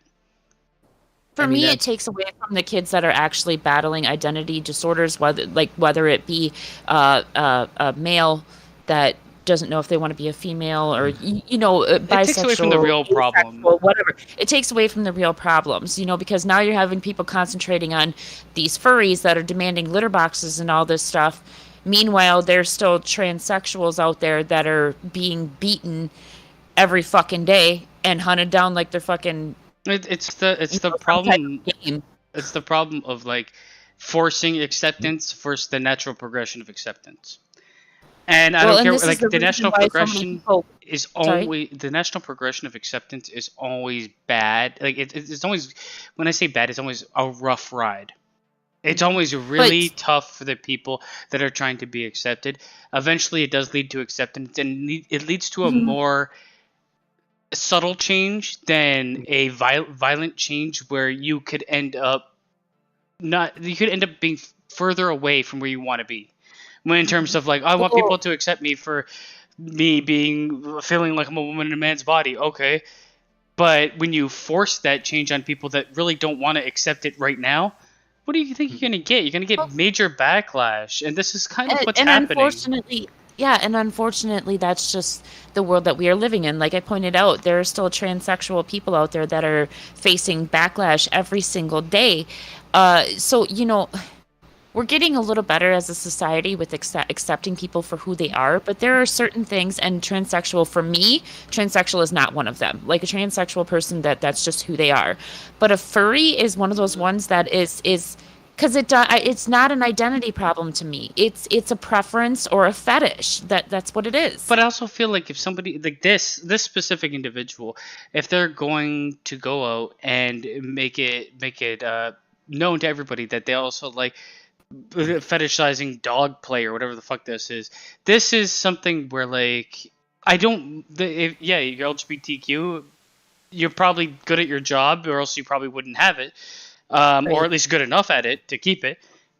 But this shit to me screams somebody that's looking for a different job than what they have, because I wouldn't expect this from somebody that's dealing with like it was waste in that this individual it's is nuclear waste and things like that, in charge of that, to also be like spearheading the male prostitution and spearheading this is more weird. Male prostitution, the thing is, sex work's going to exist regardless. Making it legal at least makes it less dangerous. Mm-hmm. That's actually a lot of the European countries made it legal. They regulated it because there were so many sex workers that were going out at times and in places that were dangerous to them, and they were being murdered, whatever, blah blah blah. Yeah, I'm usually They just finally on that side, decided to regulate it. on those things, I'm on that side. Also, isn't in Las Vegas? Isn't it? Well, not in the city limits of Las Vegas. It is not legal for prostitution. I think it's just like they don't really care to report it because it's like an accepted part of their world. Well, here's the thing. In certain parts of Nevada, I don't think prostitution necessarily, like, they don't name it that, but there is a certain part that is legal in Nevada because in certain spots in Nevada, they have those, what do you call them? The houses with the girls. Funny Ranch. Or Brothels? brothel, yeah. Yeah, they have brothels. That's it. Thank you. Also, Connor, as somebody that has seen is what they call season it 5, sometimes. listen, as somebody that has seen season 5 of American Horror Story, Connor, does this guy not look like the bald person behind the reception desk in that show? Yeah. he looks like an actor I just saw on a different show. But Also, I watched the rest of that. That's great, actually. It actually ended up being a good season. That was one of anyway. my favorite seasons of American Yeah. Horror. I guess It was a pretty good one. I guess my question to Sorry? you guys for this topic would be, WTF. what do you think about this person being in a higher ranking government position? If they're like, I'm okay with the aspect of LGBTQ, but this is for me a hard pill to swallow. With the male prostitution thing, That I'm not against either, really, to be honest. The prostitution is illegal, so if he is involved in any sort of... What Basement's saying is, I mean... Right. If he wants to say I'm for it, even though it's illegal, that's one thing. But he kind of comes off as he's using that site 24/7. Exactly. There's a difference between saying, well, I could understand prostitution being legalized or whatever for this, and this reason versus, oh, yeah, I love this site. There's a huge difference. But regardless of whatever his fetishes are, whatever his little things are that get him off, I don't fucking care as long as he's doing his job. I don't care. Is he doing his job? I don't want to. It sounds like he's doing a different job. He's like, for lack of a better term, he's a social justice warrior. He's fighting for things that he sees that he wants to change. And listen, you know what? I agree with him. Our Congress. I agree with him for the male prostitution thing, the LGBTQ thing. I don't care. Be what you want in that respect. But the fetish, being the fetishes to the point, is weird for me, man. That's where you kind of overstepped. Agreed. Yeah. It's like, I like fucking women that dress up like my mother, and he brings out 3 mothers. That would be fucking weird. You want that person in a position of power? I mean, it's an underlying mental thing going on there. Right, but the thing is, if you get rid of him just because of his views in social justice and all that shit, then you pretty much have to eliminate half of Congress, half of Senate, and our president. I think the president is already eliminating himself. Yeah, as an actor. So the thing is that what he's doing with his fetish inherently, in and of itself, is nothing wrong. Fine, it's harmless. As long it's the same thing. Like, as long as it's harmless and consensual and not anything like, there's that line that we all know. It's like, okay, now it's like, no, like The problem is that when you're in the public eye and more specifically, in a government related position, when you put that part of your life out there, let's face it, that's what people are going to associate you with. This guy could be one of the best at his job. He could be the best in terms of the results, best in terms of what he's done in his role in that point of office. It will almost not fucking matter because everyone's going to associate him with that fetish. And agree. I'm not saying that is inherently fair either. Nope. But when you put yourself out there like that, and more specifically, when you put that part of you out there like that, you run that risk inherently. But I will say this. On top of that,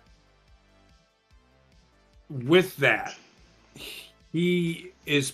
I don't know. He was a former Biden, or he is with Biden. He's with Biden. I think he is. He's with the Biden administration. So, let's keep in mind about how this administration is with the Supreme Court, and how he's allowed to have his opinion. This is my problem.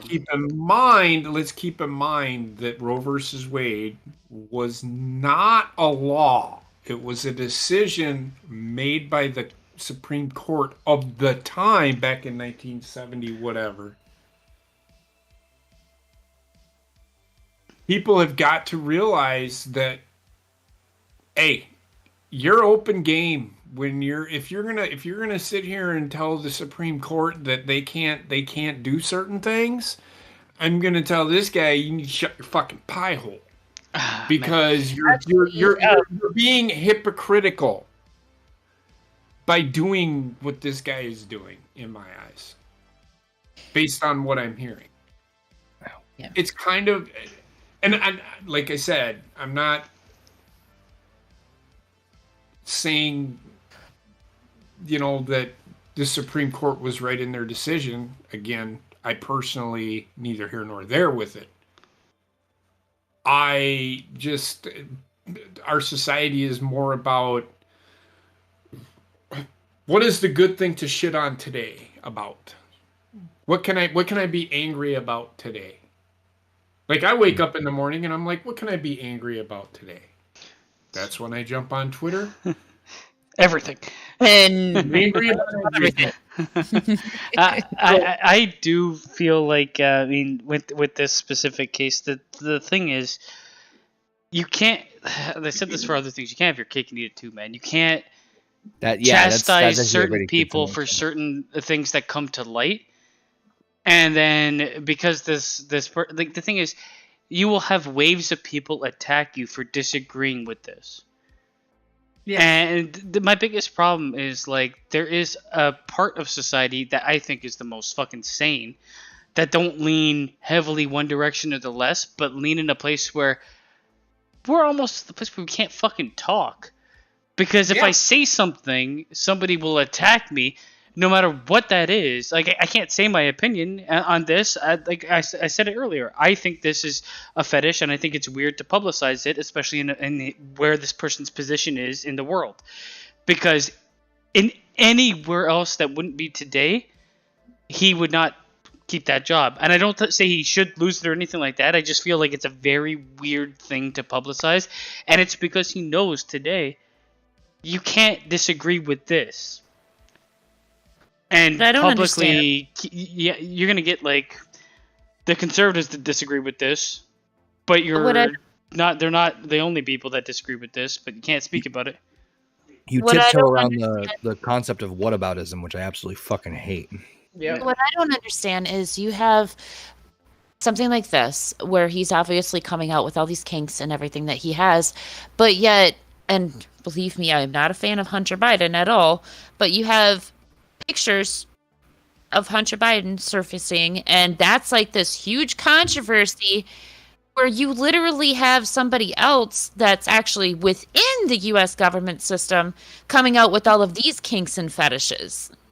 I feel like it's just there's the two. Like, why is one so shunned and one just acceptable? There's the thing is, there's heavy criticism on one action versus the other, where we've kind of formed people to think that this person doing this is should be proud of that, where I don't know about that. I mean, there's a reason a lot of people hide things in the closet because they don't want you to know about them, and I don't think we should make it a normal thing for everybody just to tell everybody everything. Some things I don't want to know about you. I just don't. Right.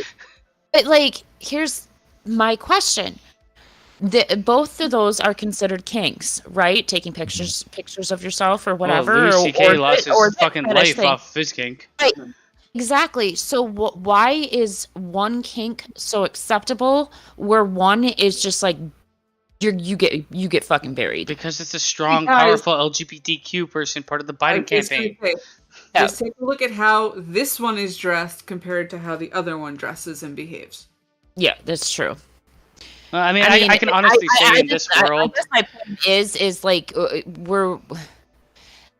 listen, if one kink is going to be accepted, then they should all be accepted. Well, depends well, on not all of them. If mean, it's children, if it involves children, go fuck yourself and jump off of a fucking cliff. in this world, I do feel like, in some way, like speech has been taken away from a lot of people. Not taken away to its fullest extent. But you always have to think. I never used to always have to think about every fucking thing I said to certain people or said in public, because I don't want to. Okay, stuff. Yeah, I don't want to. I don't want to get into a fight with people. I really don't. I mean, if you have a differing opinion, that's fine. I'm okay with talking about it. But like, it's not fine for a lot of the population. Having a different opinion is not fine for some reason. And the problem is like. I mean, this is one of those things where like communication has just like gone down the shithole, because for certain people, they're not just okay. a fucking mob for the most part. For certain people, like they just automatically assume that you're supposed to know, and when you don't know, they're not willing to talk to you about it. They're not willing to like educate you or whatever. Even if you're willing to listen, they're not willing to educate. They just want to yell at you. Well, they're willing to tell you without you questioning. I had a lot of the same problem with like a lot of overarching like ideas that have existed throughout the world, where it's like you just need to accept. Like me, I'm curious as to why they think this way. I mean, I'm not judging that, but I'm just trying because to get the majority accepts you. It's easier to think this way, in my honest opinion. To be accepting of everything is easier if you're willing or able to do it. Like I do feel like certain things I don't need to know about, and I don't think everybody needs to know about. You don't like if you ever get into a conversation with somebody and they go way too deep into like the sexual encounter they had, and it's like I don't want to listen to this anymore. Like it's I don't want that. Keep your like we can have a fun conversation about likes and dislikes. I don't need to fucking know how many thrusts, you know. And that's when he decided to penetrate me, and I started to hurt and it cried. Wow, that was really deep. Anyway, like I said, I'll just have the number 4 with an extra soda. Yeah, it's getting that way with people. That's like, I mean, like the certain part of the LGBT community has always been marginalized. So it has been. I mean, they've always been marginalized, all of it. But they've become a community that's almost oversharing because of that. Now, if there's a bit of an acceptance, it's overshared in media. Now it's overshared everywhere. Like every single show there's going to be gay scenes, there's going to be transgenders everywhere, and they're always going to have like the most fucking visible sexual scenes. See, I have different experiences with like LGBT communities than you guys do, because I've actually never ran into somebody that just expects me to know and isn't willing to talk about it. No, I haven't either, but this is the problem. Right. They don't. The actual LGBT community is just like everybody else. Yeah, they're very willing to talk about it, explain it. Well, I mean, I've met people like I know this gay guy. He's pretty much like any other guy I've ever met, and the other gay guy is a bit more flamboyant than him, but he's pretty cool too. And I've never met a lesbian, but maybe I have. I knew somebody that was going through the transition. I'm going to tell you, they were okay. I'm going to tell you right now, you have talked to or met a lot more lesbians or bisexuals than you think you have. Yeah, probably, but that's if I don't. But the thing is, then that's the thing. If I don't know, then I don't need to know. Right. I really don't need to know. Girls I know are either lesbians or bisexual. They walk up to you, shake your hand. By the way, I like pussy, and this is how I like it. And I'm like, I don't. But thank you. Nice to meet you. I was gonna say the basement. Like he goes, I haven't met any lesbians, and for some reason I was gonna be like, You do now. Yeah, no, man.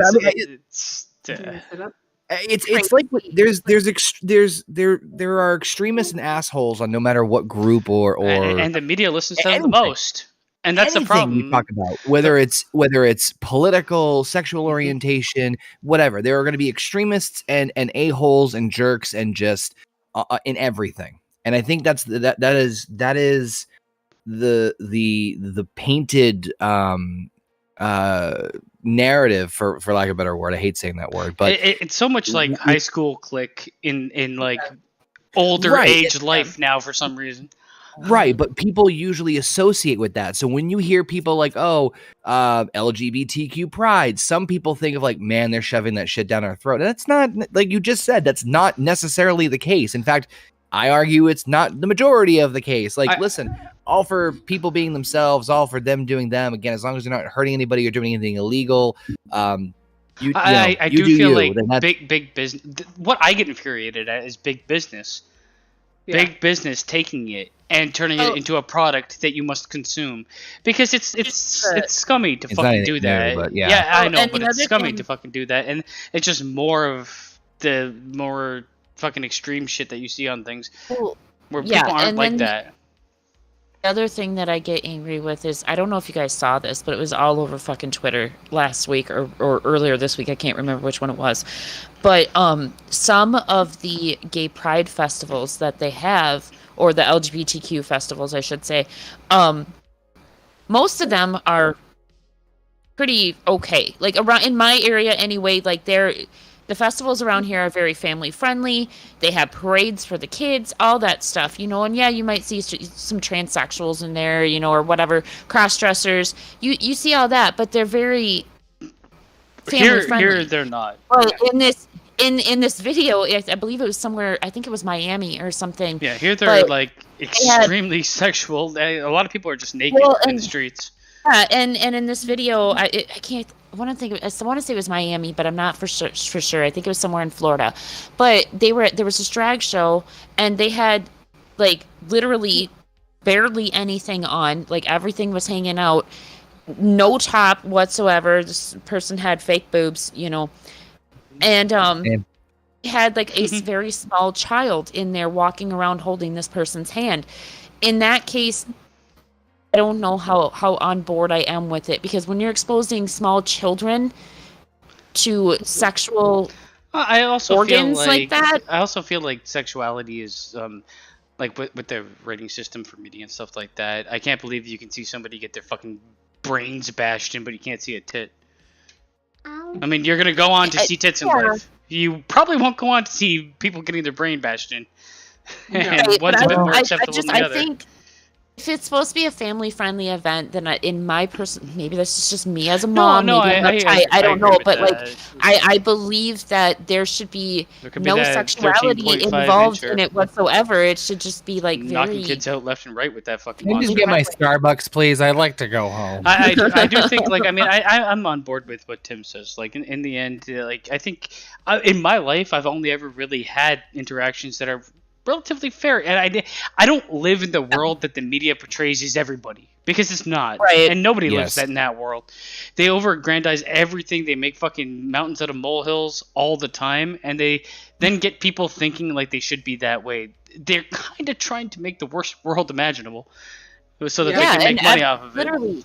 Literally everyone that I've talked to, whether they're bisexual, transsexual, homosexual, it doesn't matter. Everybody that I've talked to, I have never had a problem with like having a conversation with them. If I don't understand, for instance, I know a couple of people that are pan. I didn't understand what pansexual meant for a long time. So my neighbor girl, she explained all of it to me. My son's not, but he explained all of it to me.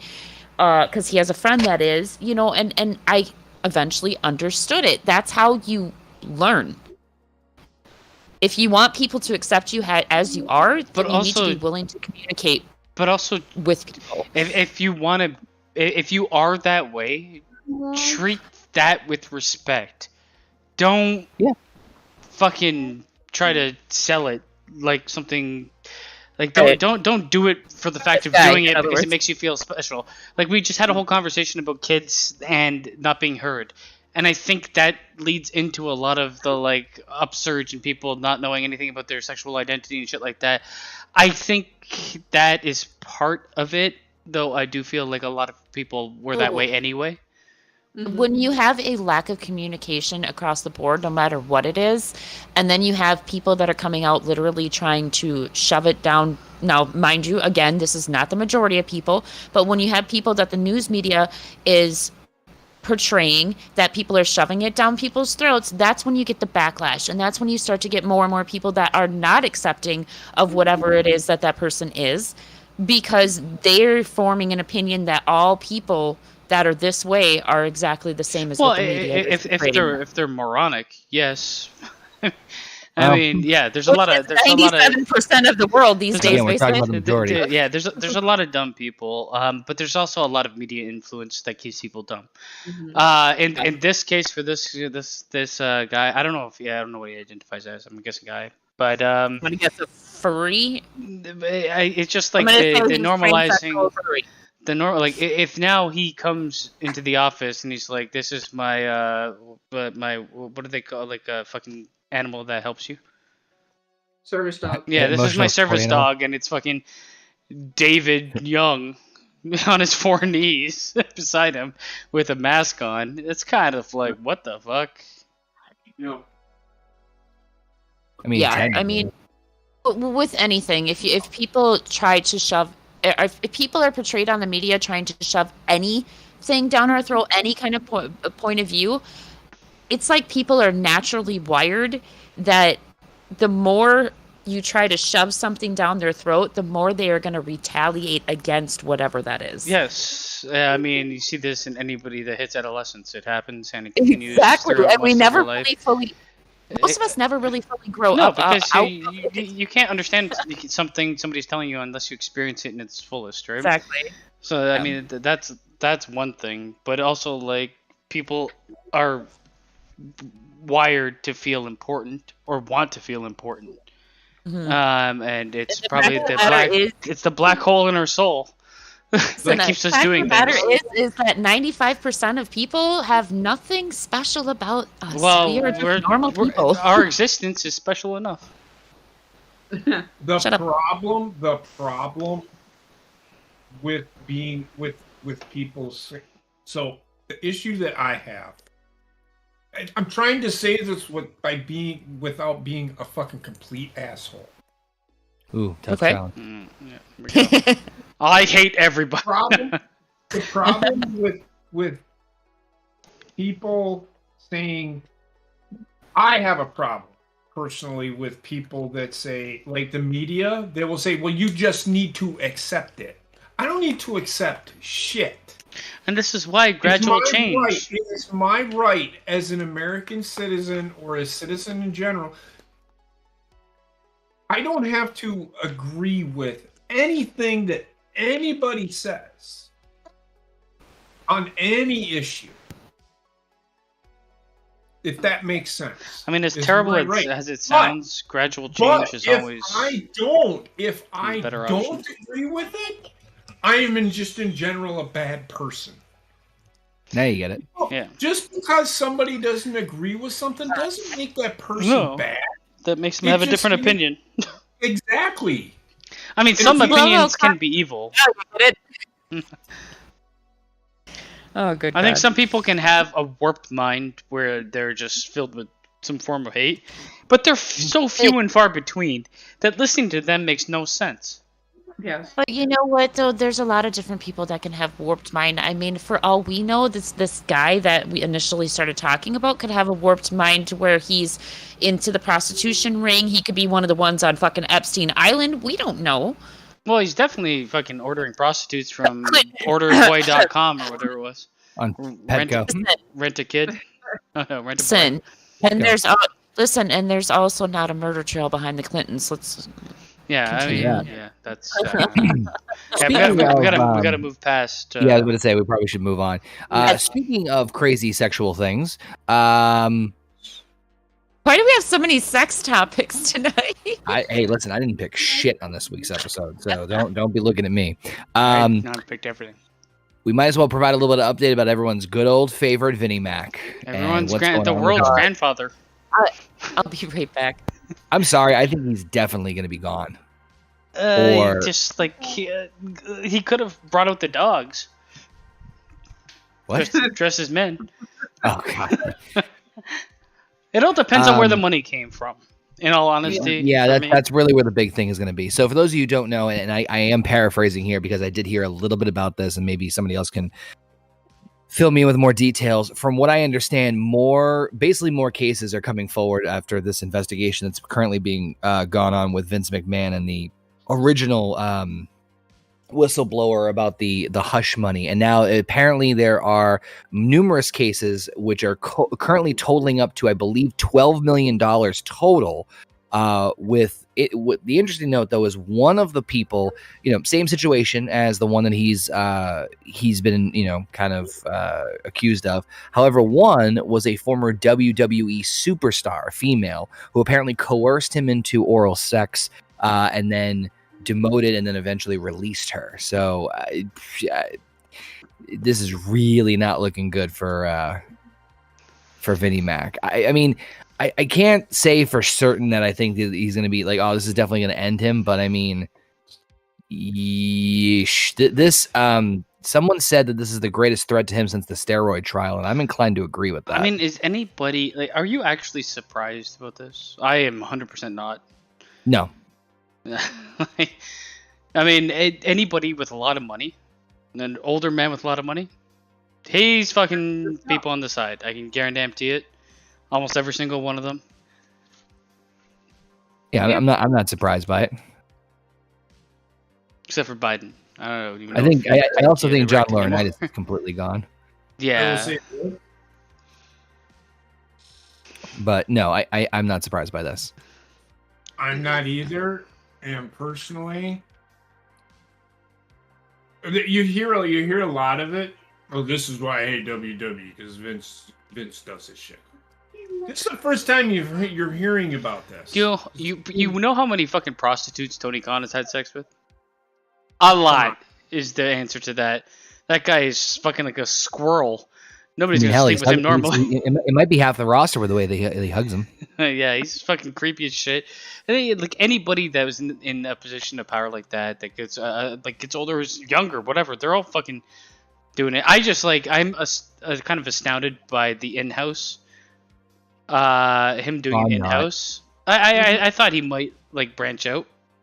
So I don't consider him a stupid man. I mean, no, he's not. I'm not paying $12 million for pussy if I can spend $300 and get the same shit. I just,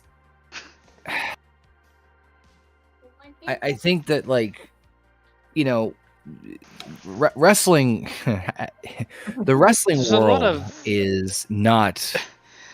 I think it's like the Olympics. They're all young and attractive and fuck each other constantly. This is kind of my thought about wrestling. How do I put this the right way? I'm not trying to be disrespectful to those who are in the business, because it's not to say that people who work in wrestling are bad people. There are a lot of fantastic people. No, I just think they fuck a lot.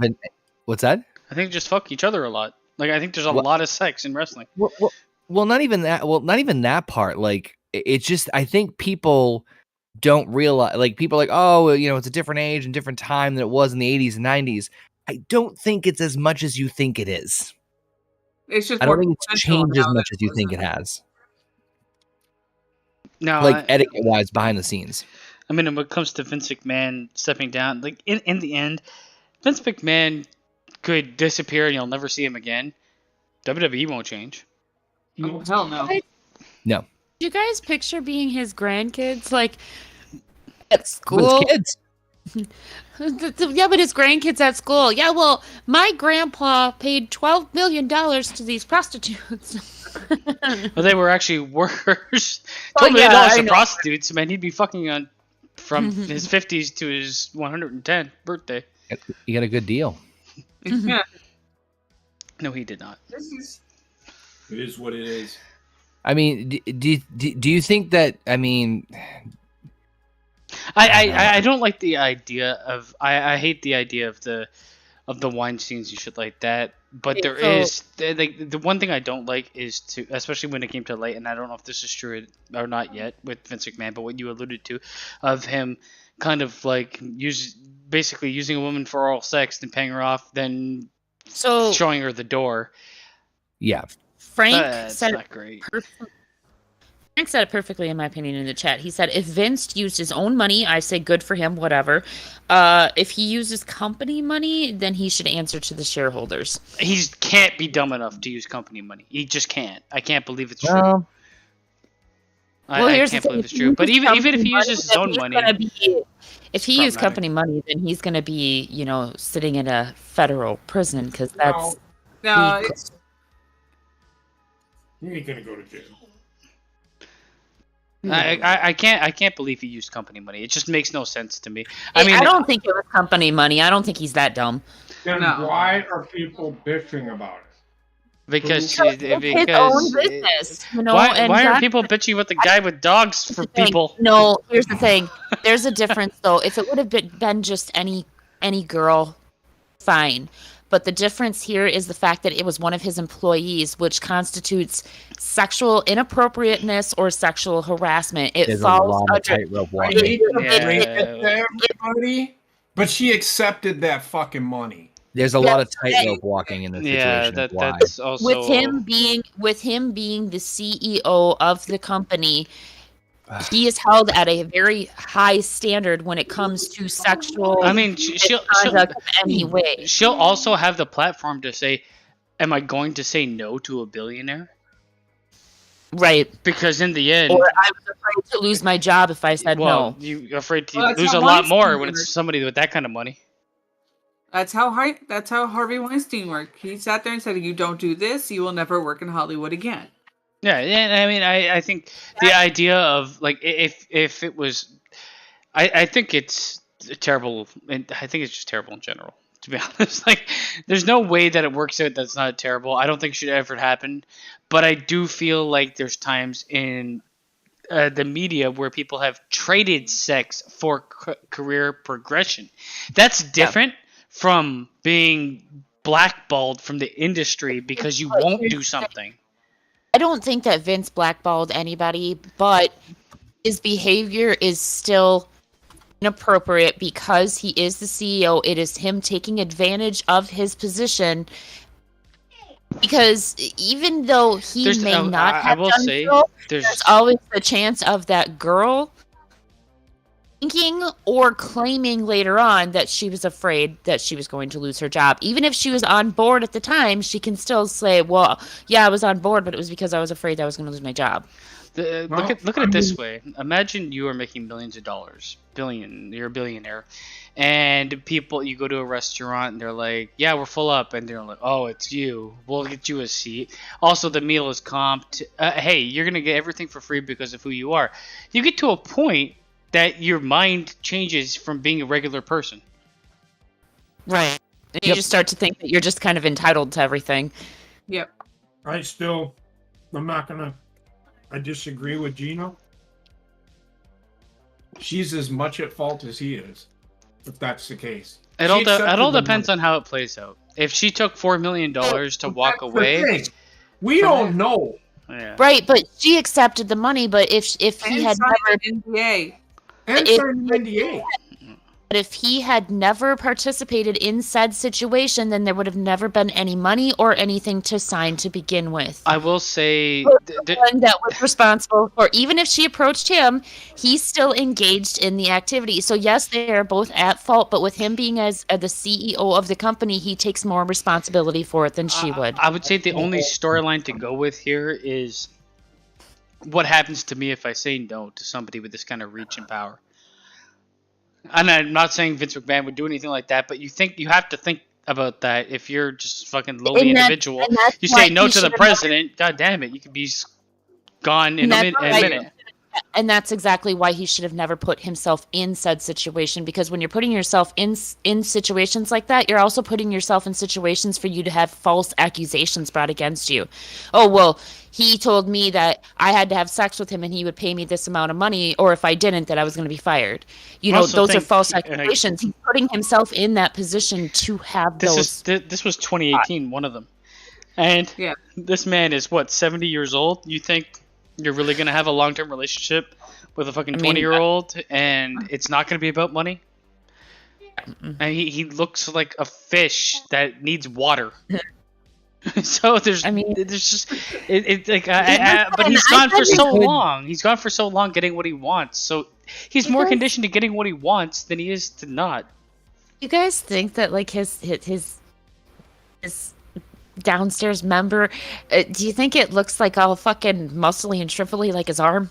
Yeah. I didn't want to have an episode Probably of No more Books than likely Given. looks as saggy as his face. Oh God, no! It looks like a little Shane McMahon. Oh God, no! And when he finishes, he says, "Money, money, money," and that's what he pays them.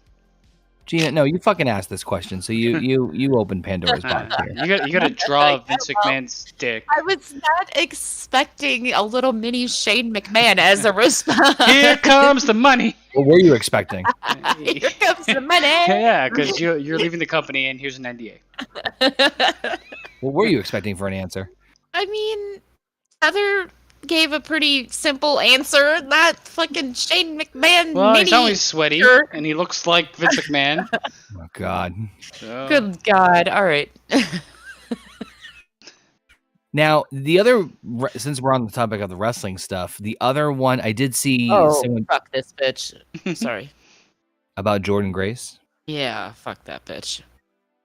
So this was actually, I'm not gonna lie, this was very, very interesting to hear about this, because I did hear a little bit about this on Twitter. That's basically the gist of it is that someone mentioned to her, or I can't remember how the conversation started, but it got brought back to Chris Benoit, and the conversation was, hey, you know, can you something along the effects of, and I'm butchering this here, so by all means someone can correct me.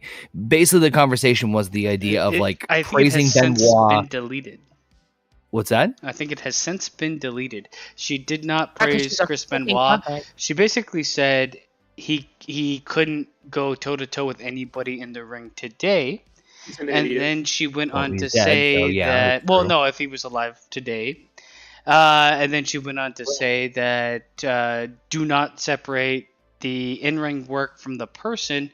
Fuck him forever. Is the Cole's notes. And she basically said that anybody that says that Chris Benoit is one of their favorite wrestlers, like, fuck you, and all this, like, she... Well, She I'll just just went say off. this, Jordynn Grace, you can eat a dick. Yeah, exactly. Because you can't, people like her, she's an attention whore. Oh yeah, she started off not that and turned into it 1,000%. If you ever paid attention to her Twitter, like, she would put out pictures of her, half-ass fucking naked. Half-ass fucking naked. And somebody would comment on it, and she goes, "You're just a bad person."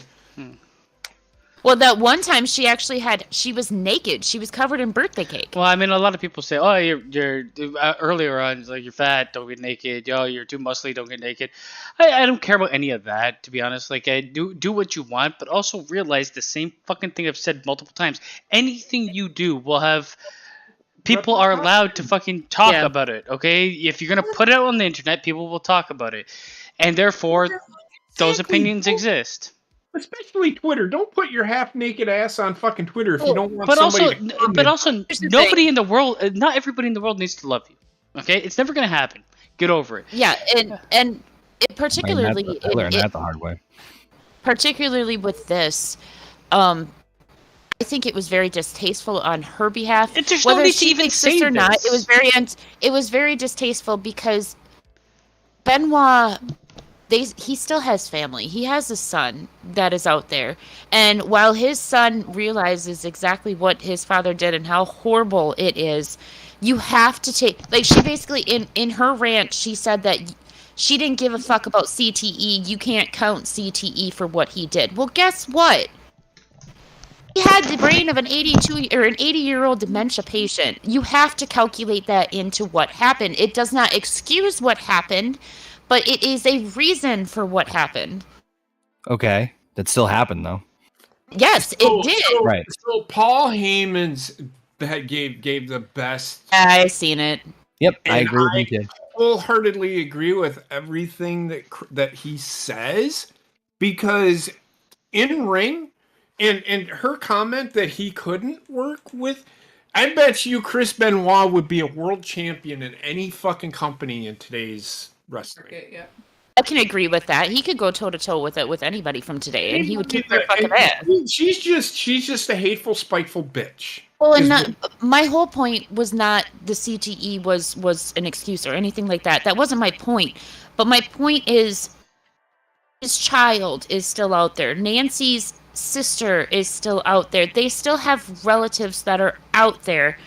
And saying something, especially for Chris's son, saying something so horrific about his father, yes, we all know what he did was fucking horrendous. But to not be able to separate Chris Benoit as the man versus Chris Benoit as the wrestler is just fucking ridiculous to me. I respectfully disagree. Because I don't see any reason to praise him. Yeah, neither do I, but he was a fucking phenomenal wrestler. You can't take that away from him. But I'm not but everything he did negated that. He killed two people. I think it negated all that, because I think you can't I can't separate it personally. And again, that's just my opinion. I think that because he's still a human being at the end of the day. And I don't praise or condone anything that the other wrestlers do. But and he did in my opinion, he did the worst. Yeah, he did the worst thing in the history of wrestling in terms of the tragedy and whatnot. And again, not trying to start an argument or I just respectfully disagree that I think that I can't separate it. Which is perfectly fine, Connor, because like you were able to actually just tell me respectfully your opinion, which is more than fine. The problem that I have with her in the way that she delivered this was exactly the way that she delivered it. There was no respect in it whatsoever. There was no respect for his family, nothing. She's entitled to her own opinion, fine. But if I recall, it did not end with her saying anything about being like disagreeing with her or anything. The tweet ended with her being basically condemning people that can't do that. She basically said, if you are one of these people that can separate his wrestling from him, then fuck you. Yeah, that's a bit much. Yeah, that's extreme. Because the bottom line is, I think she's wrong in her statement that Chris Benoit can't hang, because Chris Benoit is one of the best wrestlers I've ever seen. So saying that he wouldn't be able to hang with today's wrestlers is blasphemy. Honestly, it's just wrong. You're just wrong. I'm sorry, you are. I'll just state this. It makes me very uncomfortable to, and this is just me personally. It's very uncomfortable for me to be like, yes, he killed his wife and his daughter. Wife and his son. Brutally murdered both of them. But man, do they have such a great match with Kurt Angle and had this great technicals. It's almost impossible for me to do that. Because you know why I can do it? You're thinking of both people as the man itself, and you're not differentiating between Chris Benoit, the character. The reason I can do it is because Chris Benoit, the man. Chris Benoit didn't live in an era where you knew more about Chris Benoit as a person than you knew about Chris Benoit as a character. It's not a fair comparison, Because nowadays, every wrestler wants you to know like the size of shit they took on Twitter and shit like that. It's too much. You're a character actor. Be a character actor. You don't. Well, I have loss of myself. It might, in all honesty, I'm sorry, but that's part of the gig. For me, that's part of the gig. Yeah, You're not gonna have your. You can have your personal whatever where you talk to family and it's locked. That's cool. But if you try to be a character in the ring and you on an ongoing soap opera that is wrestling and try to be somebody completely different on all your social networks, I don't like that, and it's one of the reasons I don't watch wrestling anymore. Yeah, I mean, frankly, Well, I feel if she had left that statement at just the Chris Benoit cannot hang with today's wrestlers, blah blah blah, and did not insert that and make Chris Benoit burn in fucking hell. I don't think she should have said any of it, to be honest. Yeah, if she had left that basically out and showed just that little respect to the family that's still living, at least. But to be honest, she might not like Chris Benoit's would have been as bad as it became. But here's the thing. She may not like Benoit, but okay, my daughter. I'm gonna compare this to my daughter. Okay, my daughter is brutally fucking honest, right? Like brutally fucking honest. And I always have a conversation with her in regards to her talking to other family members, friends, whatever. Like, baby, I know that like you basically just say whatever you're thinking, but sometimes in certain situations you have to stop and you have to think about what you're gonna say in order to perceive other people's reactions to it. This is the same case for her. There was no regard for any of Chris Benoit's still living family, any fans of Chris Benoit the wrestler. There was no regard for that. She didn't care. But at all. I think that the other thing too is like I watched Chris Benoit before these things transpired. Mm-hmm. So I can't just erase my memories of watching him wrestle. I understand the difficulty of the separation. I'm not ignorant to the point it's like, no, you have to say. I understand that because of he was extremely popular, former world champion. The rise that he went through the. I'm not like denying that it's difficult for people to make the separation. I'm just saying to have that feeling whatsoever. I just, like I said, it's just me personally. See, but I would never put that on Twitter. I don't need the world to know how I feel personally about Chris Benoit. Right. This is another, like to JP's point, another attention grab with her, man. She just seems to yearn for it. Yeah, she does. And like me personally. And then she shits on people when they say no, I don't like this, and then she deletes the tweet, and then she fucking goes somewhere else. What kills me is shitting on people that disagree with her. Fine, but okay. If you put your lady biscuits, to be honest. Oh, if you put your naked body out covered in cake on a platform like Twitter, but then you go put that picture on Twitter. Then you go and like people who are saying, "Oh wow, you're very beautiful," whatever. You go and you shit on those people. So you're asking for attention, but then you're seeking more attention when you go to shit on the people that are trying to be nice to you. She shits on the people more that dislike what she does, I think. I just want to know what happened to this woman, because when she first started, I was actually a fan of her. I was a big fan of her, but as like things progressed, social media took the reins.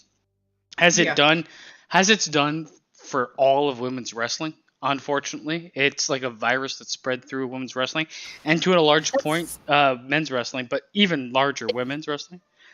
Honestly, this is one of the reasons why New Japan, I told you guys yesterday, New Japan America they just announced that they are going to be bringing women's wrestling via Stardom. Some of their women's wrestlers are going to be showcased on New Japan World. Or on New Japan Strong, rather, their weekly show. I'm actually really excited to see that, because that Stardom is actually one of the promotions in the world that I know the least about.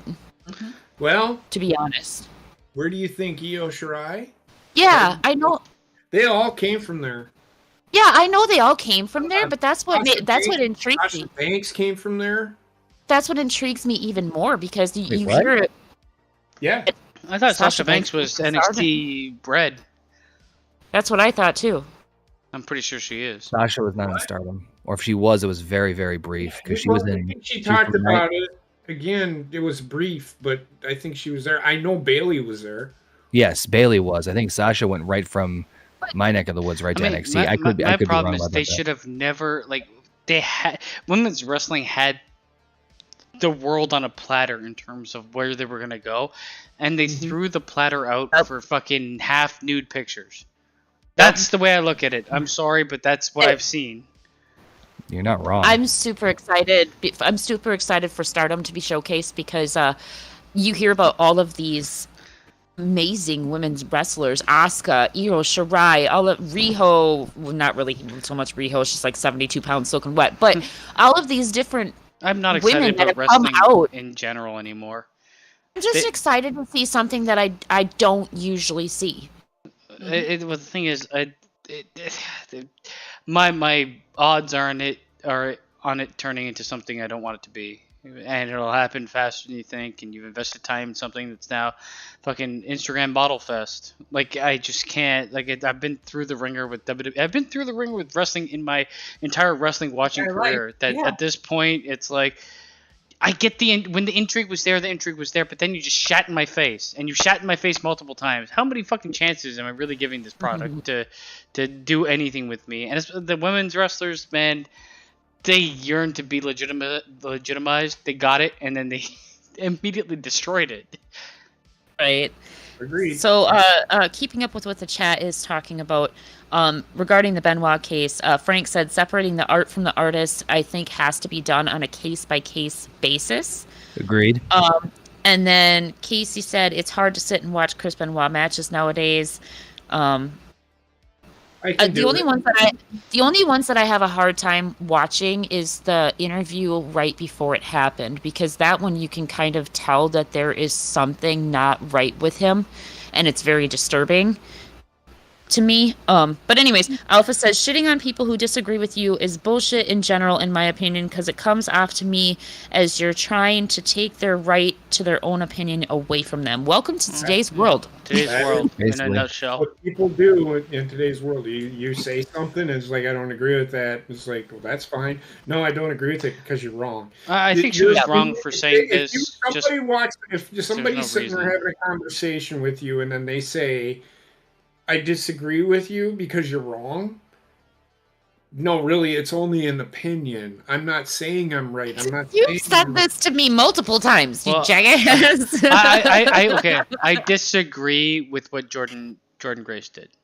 In my honest opinion, I disagree. I agree with that. I actually think she was. I think categorically she's wrong talking about his wrestling talent and what he could do in the ring today. I think she downplays CTE. I will also say that. Yeah. I think she downplays CTE, though I don't think it should ever be used as a crutch to do terrible things. It's not an excuse. CTE is not an excuse. But I don't think there's no need to bring him up. Right. There's really no need, and it's only self-serving. For her, it was only self-serving. She deleted the tweet, but how many people talked about it? She became bigger than she was before. She knew that's like in the wrestling world. It's a hot button.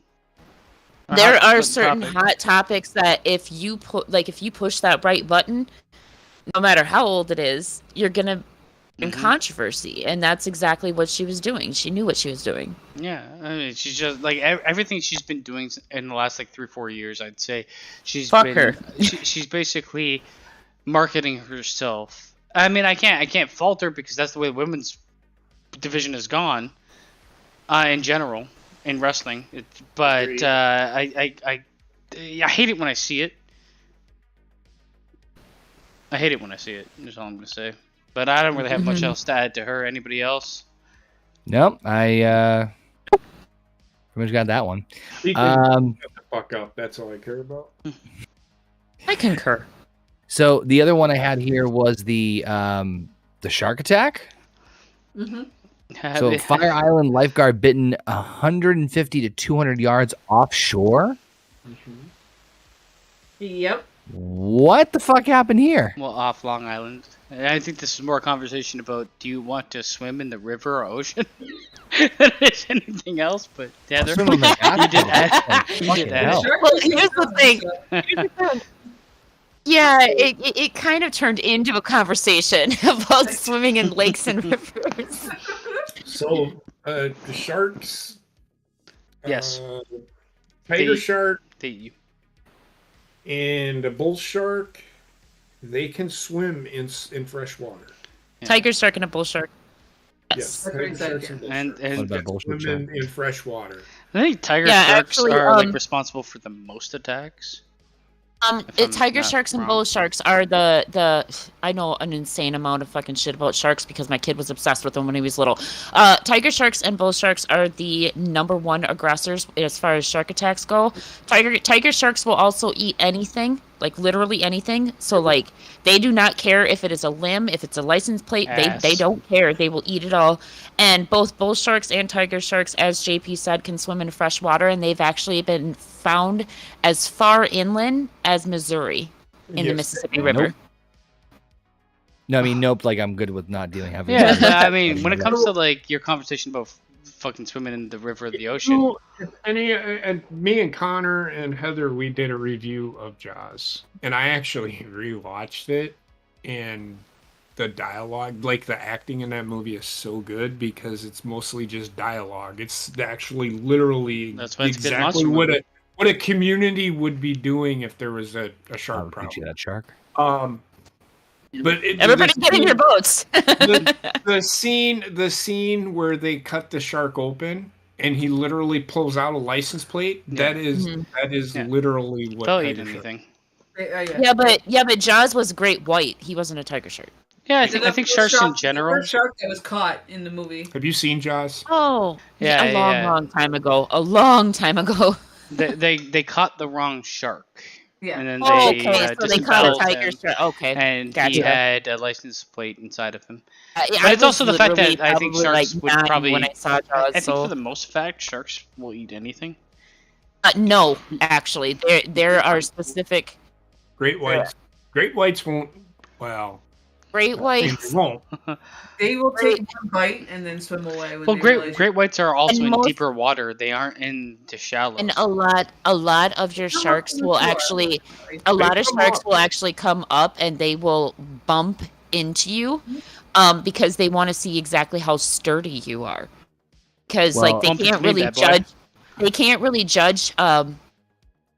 They Something can't on the judge surface. based on like your size. So they ram into you to see how sturdy you are. They'll ram into you a couple of times. That and they try to hit you with their fin because they try to knock you out.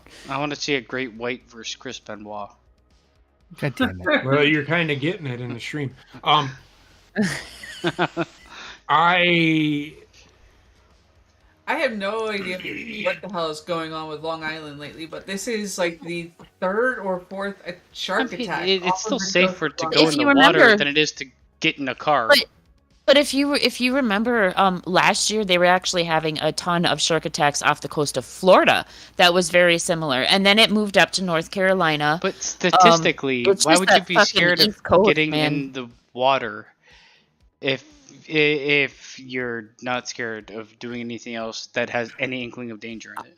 I was gonna say I hope the shark has a good taste buds because he'll be tasting the shit that I shat out of myself when I see him in the fucking water. here's the he'll thing. get drunk off my ass. What he'll get? Okay, here's the thing.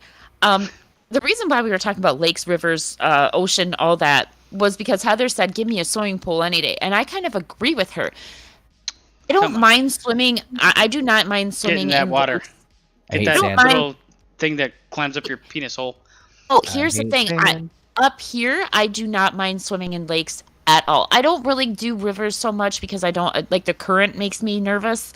Unless it's like a smaller, shallow like creek / river, and then I'll go tubing down those motherfuckers all day, every day. But anyway, I don't mind lakes up here.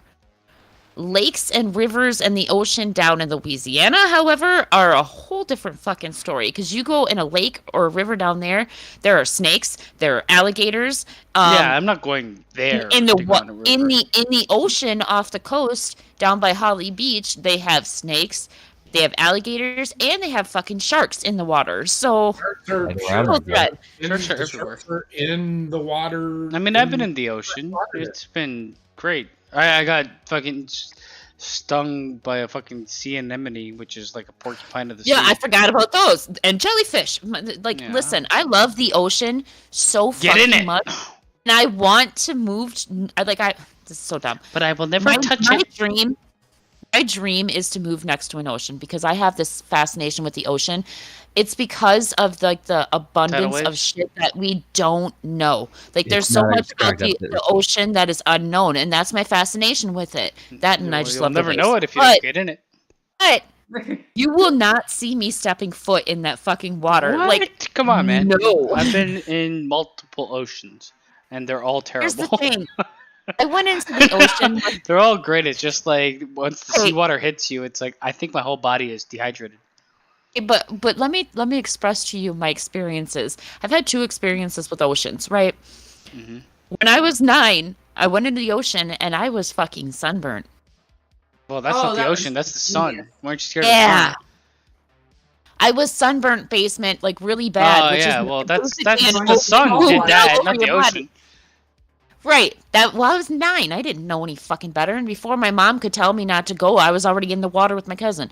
But anyways, my second experience was my senior class trip. I was in the water, I don't know, probably up to my knees or so, in the water. And all of a sudden, my friend Annie starts screaming her ass off. And she comes running out of the water. Something bit her ankle. A couple of days before that, the beach was closed because the sharks were up by the shore. They were having their babies. Right. And it turns out that she got bit by a baby shark around the ankle. So there was still babies swimming around in there. So mama was somewhere. Baby shark doo doo. I mean, I have no problem. Yeah. I'd go in the ocean. Whatever. Fuck it. If I'm gonna die, let the ocean take me. Fuck, The what's the urchin point? What's I also the guy? just love how Gina Yeah. just is like, my dream is to live in the ocean, but here's why it scares me. No, but like I had nothing. I had no problems with the ocean. I don't is- necessarily like open water. That's No, a bit. I Here's don't the thing, That's like a bit scary, but the ocean is fascinating to me. Like, it's very relaxing, but it's also very terrifying at the same time because Get there's in a there. lot of shit about the ocean Get that in we there. don't know. would you go Um, into shark cage? I'd go into shark cage. Eat me, bitch. No. No. Would you swim with the dolphins? Yes. Actually, the dolphins are more inclined will actually be more inclined Yeah. to kill you than the Exactly. More, sharks. Believe it or Dolphins not. are sharks. Dolphins are not very nice creatures, by the way. They are. I know they Neither Well, are trying to anything else on molest this a planet. person. So I saw one trying to molest a woman. Yeah, well, can think about that There was story. that one. There was a few. There was an entire Dude. pod that caught pufferfish just to get high. mean, Dude, that's only when we went on worth my living senior for the class, stories you'll tell. Come on. oh no, the when we ocean. went on the senior class trip, my mom paid $300 extra for me to go to Discovery Cove to swim with the fucking dolphins, right? That was my dream, and it still is. I still want to swim with the dolphins, but my dream as a 18-year-old young girl was to swim with the fucking dolphins. $300 extra. We get to Discovery Cove only to find out that our teacher did not book it. She booked the tickets for Discovery Cove, but she did not reserve our reservations to swim with the dolphins. So I spent my entire day. Discovery Cove was beautiful anyway because we got to swim with like manta rays and we got to feed the manta rays. We got to swim around this like lazy Crikey. river that had all kinds of different tropical fish in it. It was really cool. Not to mention they have like this big section where there's all kinds of exotic birds. So it's not like I didn't get to do anything all day, but I spent my entire day watching other people swim with the fucking dolphins. I was so pissed. So pissed. There's still So that's time. still on my fucking I want to Yeah, swim with the ocean's not quite sharks. as it- people make it out to be. What's up? I mean, I've been in the ocean multiple times, and I've seen fucking massive creatures, so humpback whales. I haven't That's swam with actually on them, my bucket. but That's on my I've bucket seen them. list too. I wanna go on a cruise or boat or something somewhere where I watching? can see some big ass, like whales. I mean, the Listen. thing I was on was quite a while ago, and we were like fucking 20, 30 feet from the fucking breaching whales. It's like if that shit decided to breach upon us, Your then I toes. guess we're dead. Yep, Yeah. basically. Well, come up my way. There's whale watching all the fucking time around here. See, here's the thing. Like when I was younger, in order to understand like how obsessed I am with the ocean, when I was younger, I wanted to be a marine biologist. No, I wanted to be a marine biologist. I literally wanted to study be the Indiana ocean. Jones. No, I wanted to study the ocean, and I was planning on going to college for that until I got pregnant. So things Bridgenet? changed. Priorities. I got pregnant. The only Best other article, accident I've ever had. the only other article I had here was about somebody getting arrested for smuggling marijuana into Russia. Did I read that right? Griner. Oh, yeah, it was She's a WNBA. I mean, basketball the player. story is a bit deeper than her getting So, arrested. Okay, so my question is: Fucking Chris Benoit. It's impossible. Give me a bow flex. apparently, she said that she didn't know that she was that.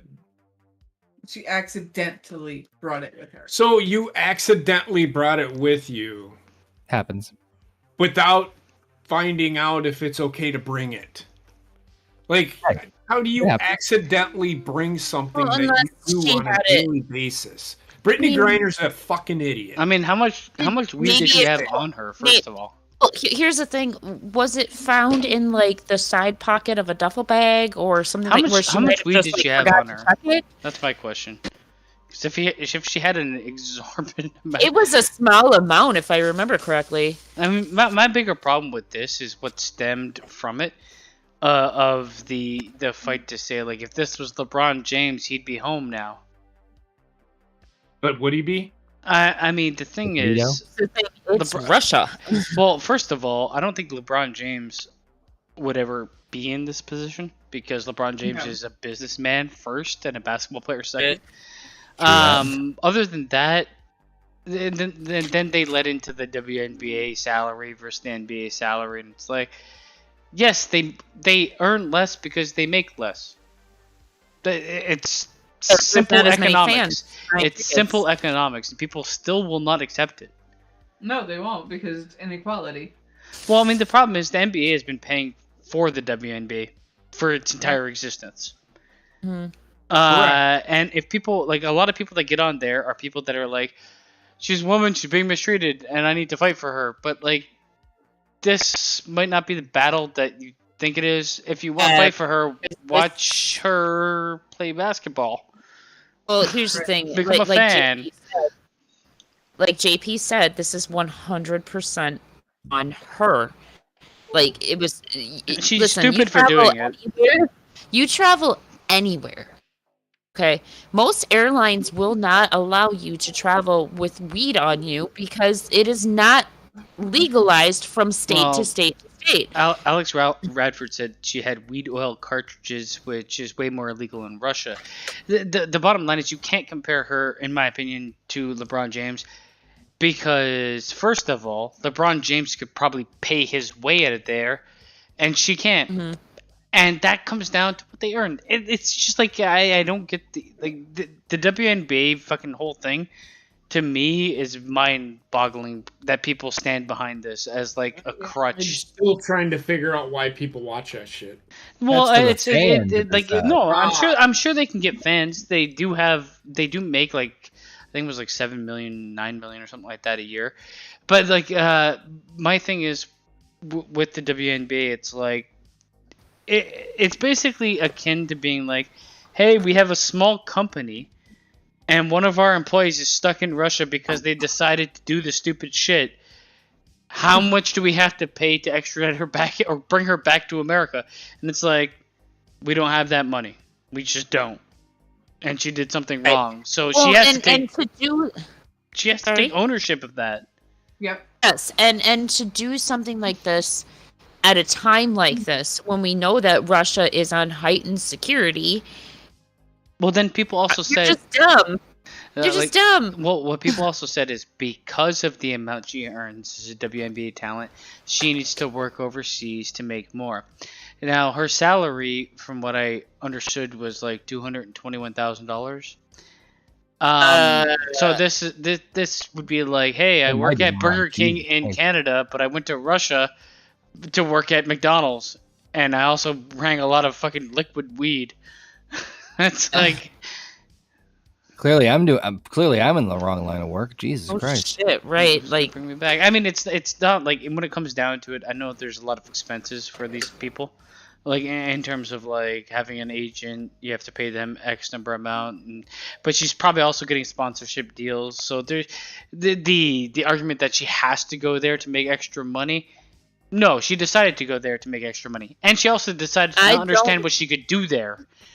So I don't like the argument of like, I went to Africa and I got dengue fever. Did you get inoculated before you went? No, I didn't think about it.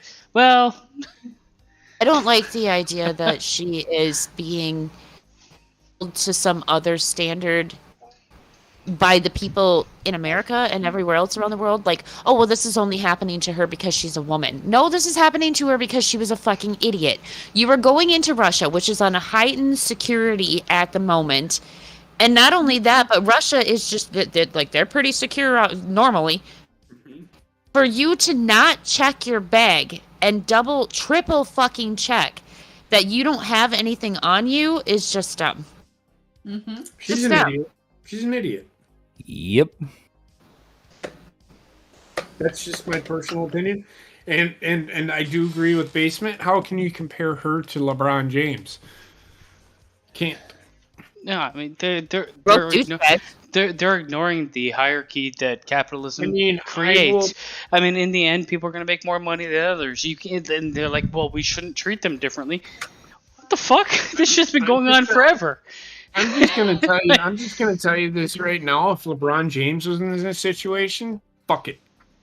He's a dumbass. Let him sit there. I mean, they're both douche canoes anyway. So well, in the end, I just feel like no matter what you're arguing to me, you're probably like thinking from a perspective that doesn't exist in the world we live in. Right. For this one specifically. Basically. It's like we want to be the best people available. Yeah, we want to be the best people available, but we made a world that's fucking shit. Hey. When I seen this story, like, I could not have wrapped my head around the stupidity. Just simply because, like, okay, as an American, whether I needed to make money or not, at this point in time, there's no way I'm going to Russia. There's not. There's just not, because there's too much shit going on between Russia, Ukraine, all that other shit right now, that you're already putting yourself at a higher risk going over there as an American. Then you add this level of stupidity. It's just, what the fuck? I mean, the argument was brought forth in what I was reading, saying, like, yeah, she makes $221K, but she's probably only going to be active in the WNBA for the next, like, until she's like between 30 and 38 or something like that, right? And then she's done. I'm like, okay, but she will be given opportunities past that. It's not like all of a sudden she retires and she makes no money. She will be an analyst, or she'll be involved in the WNBA some way. It's like, or she'll be a coach, like it baffles my mind that people don't understand that, like, the amount of money that a company pulls in will reflect in the wages that they have to give people to stay. It's fucking 1 + 1 = 2, and people want to fight against it. Like, it just makes no sense to me. And Frank did just say she was arrested before the Ukraine thing even started. Okay, so that makes a little bit more sense then, because I was like, why the fuck would you go over to Russia right now? I mean, this was more about the article that came out to be like, LeBron, if this was LeBron James, he'd be back home. I guess. And yeah, it's basically this is only happening to her because she's a woman. No, this is happening to her because she's fucking stupid. It's the idea to try to sway a conversation to push a point that it has nothing to do with.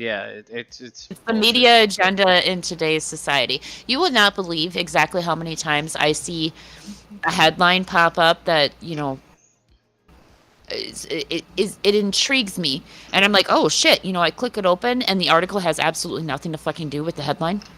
Yeah, that's why I don't open those shits anymore. Kind of hoping to the penis one, but there is so much of that going around now. It's just like, it's disgusting.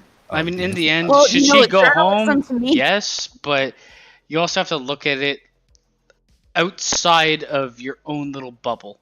She's in a place that has a very different laws than where she comes from, and she decided to do something that's not legal there. So, what's gonna happen? Shit! So Alex said she actually got busted as she was trying to leave Russia. Yeah, that's what happened. She was leaving Russia, Okay, and they caught her with it. I was understanding that she was entering Russia. So she got to leave somewhere in Russia. When I looked her up, and one of the gifts I saw was her smoking weed or faking smoking weed. I'm like, okay, so she's just basically a pothead. So yeah. So basically, she just like put a huge target on herself. I didn't think about what I was doing when I did it, and therefore here I am. Also, I went to a place I shouldn't have gone to during what's going on. It's like she'd made all the wrong decisions, and now like the media is. Well, she was already there when it started. That apparently, people don't treat female athletes the same as they treat male athletes, which is it's such a bad label. Sorry, JP? I'm just going to say that it's true, but does that make it bad? No. Journalism today... Sorry? I was asking him for my drink. Oh, journalism today makes me absolutely fucking sick, because when we were kids... Not to get into this, like, when I was a kid. No, when all of us, and probably most of the people watching... There were tabloids, and there was news. Yes, there was a difference between the tabloids and the news. Actual respectable reporters or journalists would actually take the time to investigate, fact check, all of these other things. They actually had jobs for people that were literally called fact checkers, just to make sure that their facts were all in order. And today, they don't care. Now it's not about the story itself. It is about who can release or publish this story before somebody else can. I'll actually say a friend of mine is a journalist, a sports journalist, and he hasn't gotten to where he should be because he doesn't really do that. Where people that he's worked with are... He's worked with people that know nothing about the fucking thing they're writing about, and they write a whole thing. It's like, you don't even know what you're writing about. You know why? Because it is easier to publish an apology than it is to lose out on a big story. Well, it's the clickbait has pretty much killed the world. But that's the end for Brittney Griner. I do have one other thing we did not talk about, and I don't know if it's true or not, but they were talking about Superman and Batman leaving the DC universe to join Marvel due to the rights on them expiring as characters. I don't know if it's real or not, but it is there. Strange? I don't feel like that would be real. Well, it could be wrong. It's so strange for me because I'm so used to Superman and Batman being DC. I've heard this somewhere else. Really I've heard this somewhere else before. Somebody put it in the Discord. Who? I think Bobbit put it in there, but no, I think it was Cody actually. Oh, okay. But who would they really have left if they lose? I can't imagine them like putting themselves in a position to lose Batman and Superman, well, because they can who do they really have left? But they have Wonder Woman, they have Aquaman, they have the Green Martian, they have Flash. They have Flash kidnapping people. Batman outside of Wonder Woman. The Superman one, okay, maybe, but the Batman's their biggest IP. I mean, right? He's the one that started it all, wasn't he? I think Supes was first. My question is, if the rights to the characters are up, do we know? Can anybody verify? Because I can't go anywhere else. It might be a situation where like the IP is up. I could be mistaken. I mean, that's kind of what I had questions about it when I read part of it and drew from it, but I heard something about Superman for sure. Superman being up for like the IP being brought back to the DC universe. Batman, I didn't hear anything about. The IP thing, even like you guys ever hear about the Mickey Mouse IP situation? Mm-hmm. It's the same thing that happened with the Winnie. What happened with Mickey Mouse is that legally speaking, an IP is supposed to become public domain after a certain point in time. Like you can only have a copyright on something for so long. Number of years, yeah. Right, and because Disney's Disney, they were able to, lobby and politic their way into keeping the Mickey Mouse IP for so long. So, like the Winnie the Pooh one that happened recently, they let go because of IP laws, and hence why we got the wonderful Blood and Honey movie that's coming out very soon. Which I don't give a shit. I'm gonna watch that one. Quick. I'll watch it with you. Whatever. Somebody had this movie already made because they were just. Of course they did. Bored. Yeah, because they knew it's like Sharknado made it big. Let's do this fucking shit. What are you looking for? The copyrights to Superman, Batman, Disney's Snow White, and early Looney Tunes characters will all fall into the public domain between 2031 and 2035. Oh, okay. Not only that, but I also found something else. I'm kind of wondering if this wasn't released as kind of like a little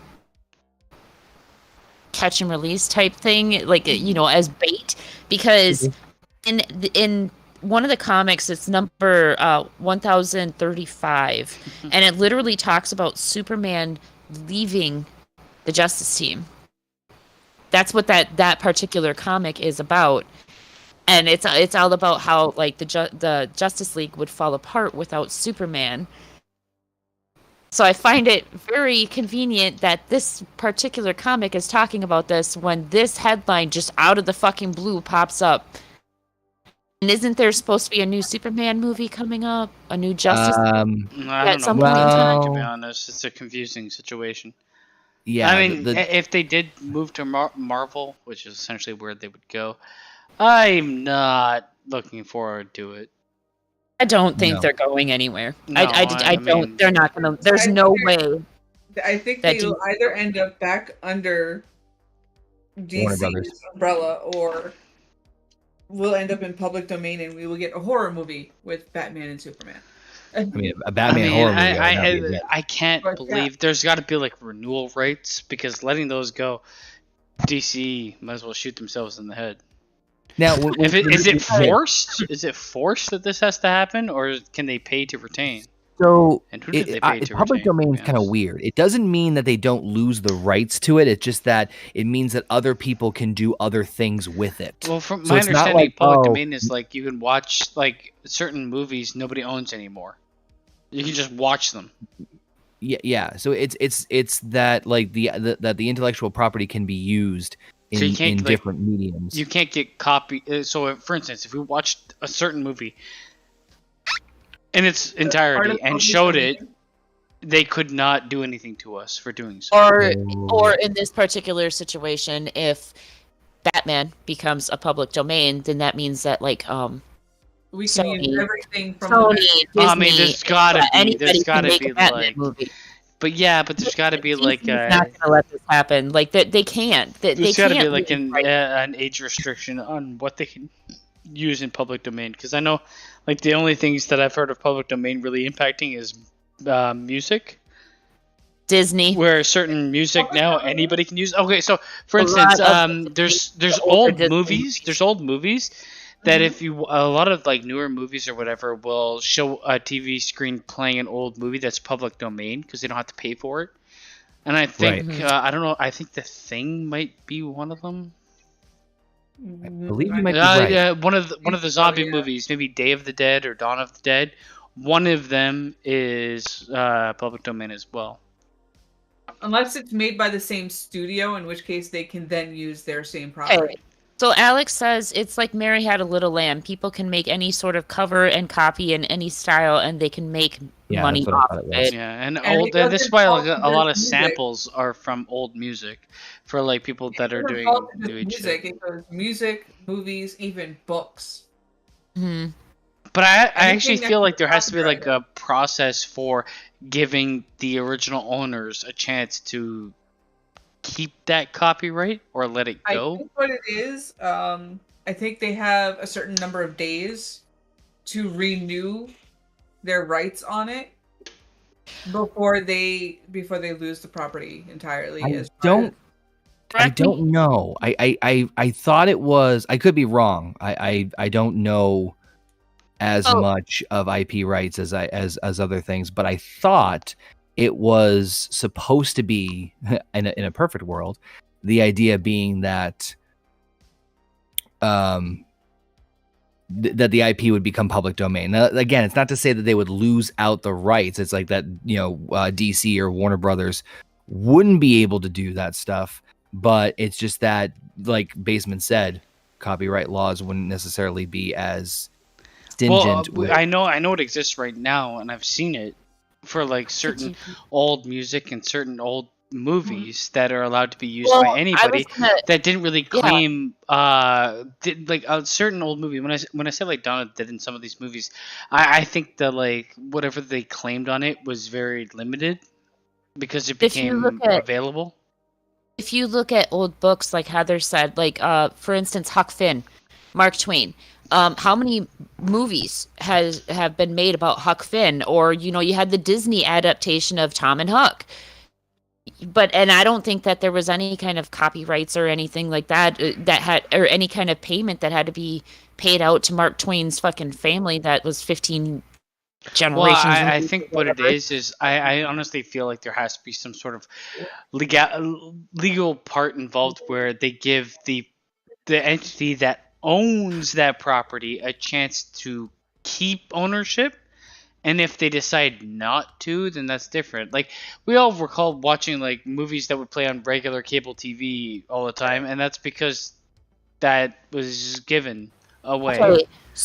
So Alex says, now here's the thing. It would be the copyright for the original Superman and Batman, so they may be able to keep their latter iterations that are different. So the cartoons and the new Superman, they might be able to still have some year. Now, here's the thing with copyright. Does it exist on a per basis, or is there like an overarching rule of, hey, here's 60 years later, you can use this as you want? Or is it like, here's my property, I've signed intellectual rights to it, and nobody can copy it for 10 years, and now it's open season? You know what? Let me do some. I'm inclined to think the latter, personally. That you have to like pay or do something to say we own this for X number of years. That, from what I understand, that is the way it works. They sign a contract with the original owner, buying the rights for a certain term. Yeah. At the end of that term, they have a certain number of days or weeks, whatever, to be able to renew that before they lose the right to renew it. That would make sense to me. So it says here, works that are in the public domain are not protected by any intellectual property rights because they are not eligible or because those rights have expired or have been forfeited by the creator either deliberately or through carelessness. Anyone is free to use public domain material. From a legal perspective, the public domain is the space where no intellectual property rights exist. This means that the works in the public domain may be used without any restrictions whatsoever. And with the current laws enacted in the United States, all material will eventually enter the public domain. That being said, there is currently a complete stop on material entering the public domain. Because of the Copyright Term Extension Act, no new material will enter the public domain until, and this was obviously an old article, 2019. So basically, kind of like what's probably going to happen. You guys remember going to the library and they would have like books, but they'd also have like movies at times, and it'd be like old shit. Our library has new movies. I mean, you have to pay for the library card. In the past, with the library card was free. Our library card is free. So Soups is, I don't think Soups is too big of a deal. Batman's a huge one. Yeah. That's one they can't. Let's not sugarcoat it. Batman is the bread and butter of DC. Mm-hmm. So He's the one that brings the dark, gritty tone to the whole atmosphere, which they want. But it's So. interesting I to mean, see. And I'd with be, Batman and Superman entering the public domain, I mean, there is always the opportunity that someone could take the ball and run with it, as far as making a movie or a show or whatever. I'm not really 'cause that's against really that because DC is they Wouldn't it haven't be done a weird if, terrible like- job. It just hasn't been great. Wouldn't it be weird though if like Marvel picked up on it and did like a crossover with Batman, Superman, and all the Marvel? Well, My they thing have is, if done they their own leave it to comics. public domain, it means they can work on it. It doesn't mean they can like buy it. I'm kind of confused. Like that's where I'm confused with the. No, they ruling. can't buy it, but they can legally use use it. So you can Yeah. have 18,000 Superman movies come out. Yes, Yes. Yeah, Basically. okay. Unless Yeah. somebody buys the IP rights, in which that So would for- I don't for know example- if you can buy the IP rights if they go to public no, domain. you can't. So the Winnie the Pooh situation, right? So let's say, for example, the Winnie the Pooh thing. Winnie the Pooh was bought, actually. Disney didn't create it. Disney bought the rights to Winnie the Pooh years ago and kept it as their own intellectual property. Then the IP expired. So even though that Winnie the Pooh Blood and Honey movie is coming out, Disney could still make Winnie the Pooh related material and movies and all this shit. Anybody could. So for example, if Disney really wanted to, in theory, they could be like, hey, we're going to do Phase 5. Captain America versus Batman if we wanted to. Winnie They the could. Pooh versus Captain America. So Alex says the thing with copyright doesn't truly affect the character; it affects the story. So that's also the big thing. That's I can't also read. Sorry. true. I mean, if like True there's about being brought to the public domain, it means they can use the original story. That's why when you get a fan-made movie with stuff of characters but use them in a different type of story, they can do that. well, That's where I think it's going to be interesting. there's is also that the case of Batman having a resurgence on the, I guess, comic book scene or graphic That's- novel, whatever you want to call them. He had a resurgence there, and those stories, in general, would be owned by the creator of them. Where you Yes. could take Batman and involve him in a fucking. You could take Batman and put him in Avatar if you wanted Yep, basically. to. But would it make sense? It's kind of like there's a couple of other like IPs that are similar like that, and it's usually like Greek or like Roman mythology. Yeah, that's like same when it's- kind when of it's- idea when where it's like relatively old. It's available. I'd Right. actually like to see like what is available in that respect, because some of those movies from like the early like 1930, 40, Well, 50s aren't that bad. what's interesting is that when you get down to it, right, when you get to like the really nitty gritty of some of these like public domain IPs, like stuff like Hercules and stuff like that I just mentioned, that's when you get like really like fucking specific, and it's like, oh, we can put Zeus in this, but we can't put him if he looks like this version. It's like, fuck off. Yeah, Like, I know it gets they're gonna hit like you at so every like angle. fucking. It gets highly, highly diluted. Yeah. in It's some- like getting so bitter.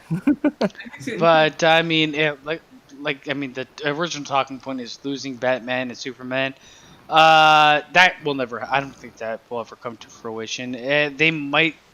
There's a chance Superman's gone, but Batman. They lose Batman. They might as well hang up the towel. Well, they won't Well necessarily said, lose Alex. it.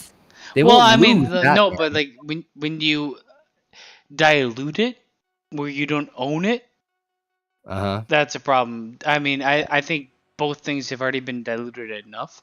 I was about to say, as opposed to Yeah. Well, I mean, if okay, so if all of a sudden you saw a bunch of movies right after Infinity War that featured Thanos, it Wait. would probably hurt the character So drastically. yeah.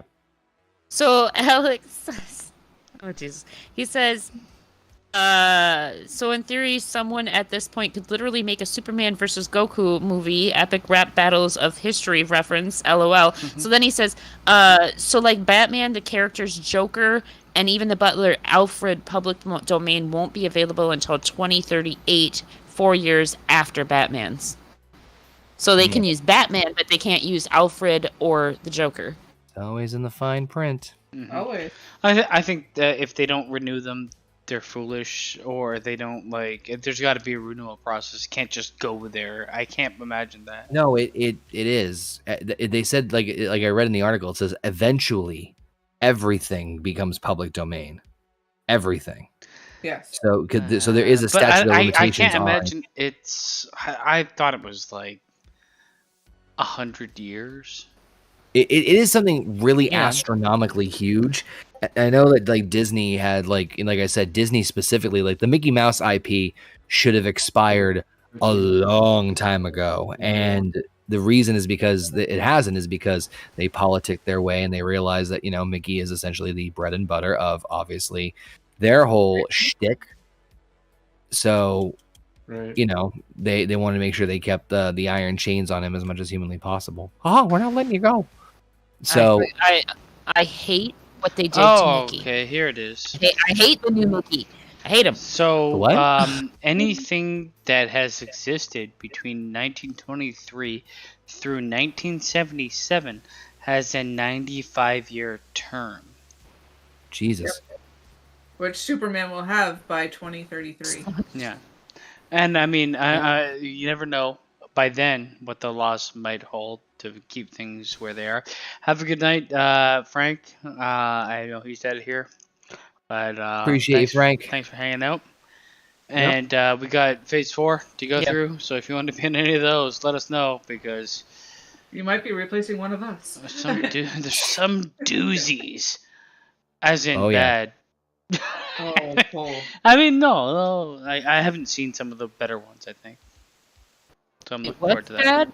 I'll get there. I don't know. Phase 4. I haven't seen the Spider-Man movie. the we Marvel need to film. watch. So there's I that. was like, I tuned out for a second. I was reading the chat and I'm like, what's bad? I'm sorry. The answer I- is yes. Is that it? I think no, that's everything. No, we're How about let's talk about Joey Chestnut Uh, and what? what he who's Joey that? Chestnut. He's the hot dog eating contest guy. Oh yeah, shit. That was So- a thing. Oh, yeah. I'm gonna say this guy is literally the GOAT. Number one, he had a broken foot.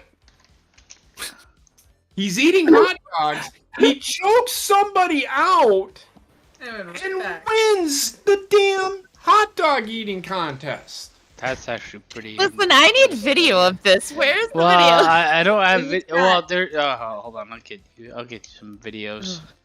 No, I probably won't get you video. All the videos. I'll look later. I will throw up, however, an image of Joey Chestnut with a mouthful of dogs. but Here's my question. Why was he choking somebody out? Because They they jumped up on stage, showed up. protesting Smithfield Foods. Okay. He Wait, got right in Joey Chestnut's way, and Joey Chestnut just like choked him out and threw him out of the way. It was great. I don't Oh, even know but who why- Joey Chestnut really is. Man. Why? I don't follow the people that can eat the most foods. Either, but like, why are they protesting Smithfield? Who knows? They're calling it the Death Star because of the cruel treatment they have for their animals before making them food. Oh man, I eat their sausage, and I don't want to eat their sausage no more. Well, I mean, Joey Why? Chestnut Why has not? got a mouthful of sausage. Just choking I out don't- Well, if they have cruelty, guy. it's not the fact that they're killing the animals. If they're killing them cruelly, then I don't want to support that. If they're killing them. Goddamn. Yes, you heard me. I heard you. Right. Killing an animal. I No, I feel like there's Not- things in place to just kill an animal immediately. Yeah. You don't need to Though feel I about it. will Like, I say know, I'm kind of a fucking hypocrite. If I had to kill an animal, I probably would be a vegetarian. Yeah, same. And here's the thing. A company in my area just got in trouble for this. They're one of the biggest hog farmers or hog outlets in the state of Minnesota. And they got in trouble for cruelty to animals because the way that they were killing their baby pigs that were sick they would literally pick them up by the legs and just slam their head into the wall and essentially break their neck. That's But how the my problem mom did. was many of them were not dying the first time that they got hit, so they were actually suffering because they wouldn't make sure that they were dead before they threw them down this pit. So there were many of them in there that were suffering prolonged deaths, which fucked that company. If you can see the picture or the GIF in here, he's literally got a hot dog in his fucking mouth. Yeah, he's fucking eating dogs, and he's like, "Fuck this kid." He looks like a kid. Look at him! Like, get the fuck out of my way! I mean, I do feel like the thing is, I've had like plant-based meat, and it isn't. No, it isn't bad. I've had plant-based pizza, and it's absolutely ass. The bottom, like, I mean, like I said before, I just fuck, man. This is the way the world works on every level. There is prey and there is predator, and unfortunately, Joey Chestnut is 1000% predator because he eats so many dogs. You are not incorrect in that assessment. I do feel like you would really limit the amount of people that were including meat in their diet if they had to kill and keep them. But we've been through this before. This is the cycle of life. We're omnivores. People don't they don't want to believe we're omnivores. There's a reason we have canine teeth. We are developed this way. For me, it all depends on not only what type of animal it is, but how I would be killing them. Because, like, if I had an arrow way or possible. a gun, no, I can't do it. Well, that's how people grew up when people were before us. Alpha, I don't know if you were trying to type something before you said, at least in my opinion, but we did not get anything up in the chat, so I'm not sure about what. So he said not every single person in the world can be vegan or vegetarian. So for people to be pushing the shit onto everyone is just as wrong as anything else. Why am I not seeing that on mine? I didn't see it either, but I will say, because I'm a blocked human being. From YouTube. Fuck you. Yeah, I love you, YouTube. Don't block me. Anyway. No, I feel like I would originally start off as somebody that's like, I don't want to really kill animals to do it, but when it comes down to it, man, I'd kill a chicken, I think. I'd kill a chicken. I don't know if I'd kill a pig. I'm not really a big fan of pork, so I probably wouldn't kill a pig. I like pork, so like No. Sorry. Pork. Sorry there, babe. I'm killing your ass. Like I'll kill you humanely though. That's the difference. What if you can't? What if you can't? What if you don't have the chance to do that? Listen, I don't slice their damn throat. Like, walk up behind them, slice their throat. That's humane. That's oddly specific. It's not really humane, but that is also humane. No, it's not. No, that's like what's I'll the bleed out quickly. what's the kosher version for Muslims? I don't know. It's actually it's great food. But they do this. They bleed out the animal first, and then they pray over the body.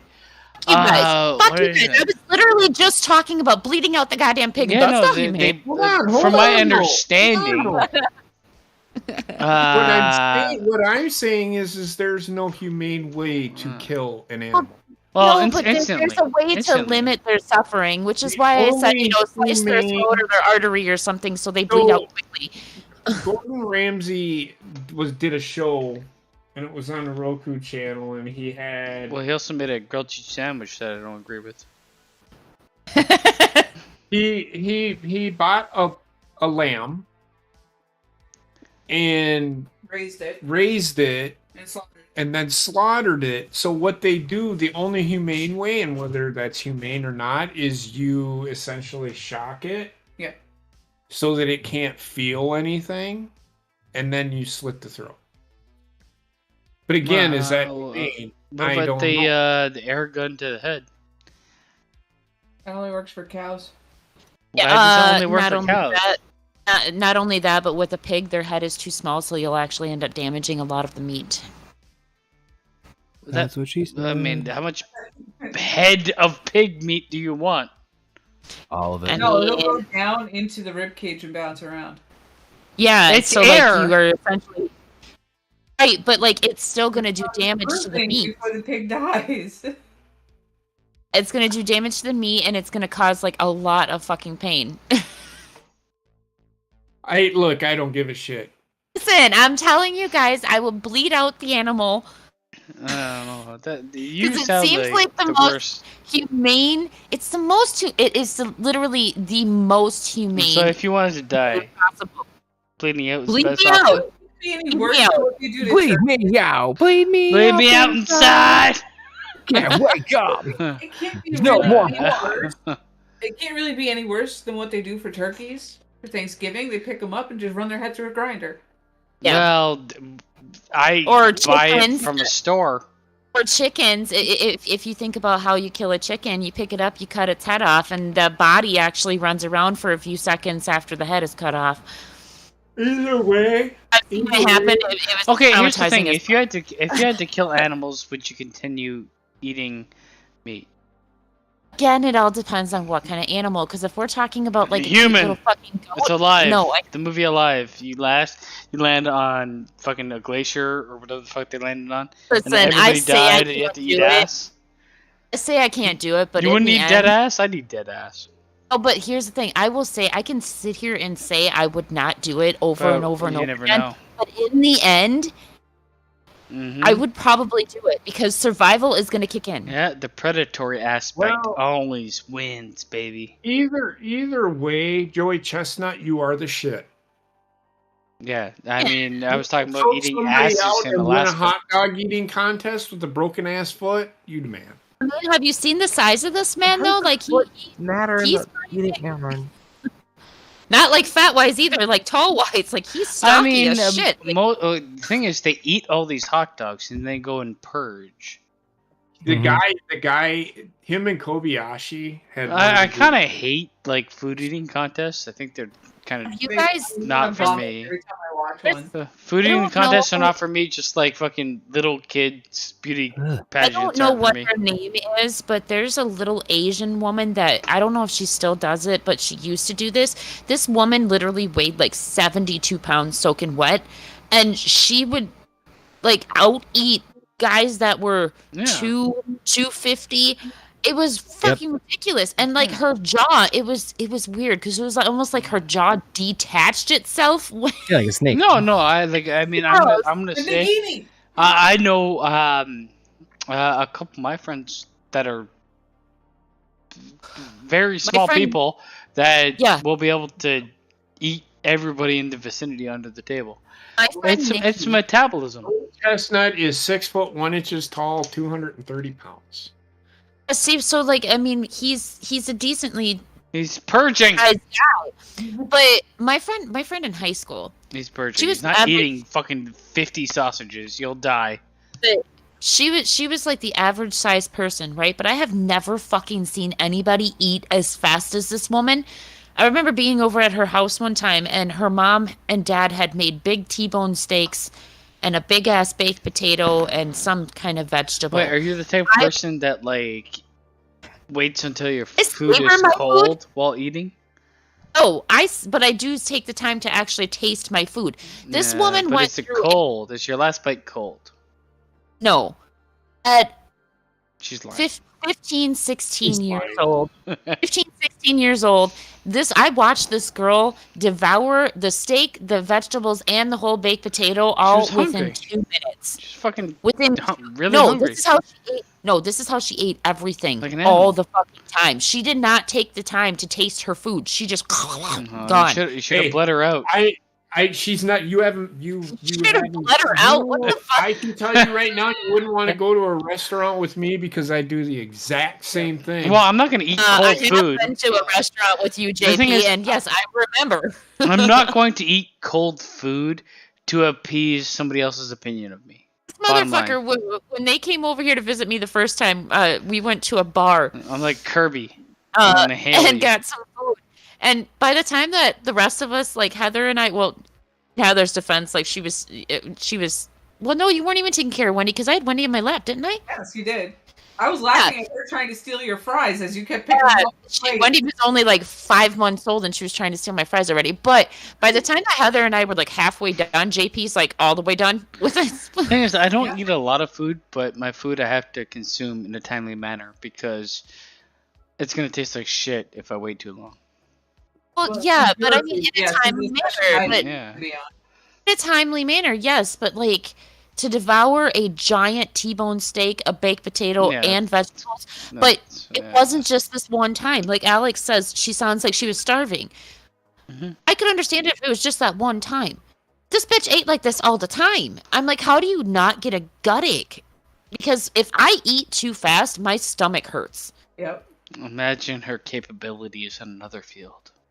I mean, she did turn into a giant hooker, so you know. A giant hooker? How tall was she?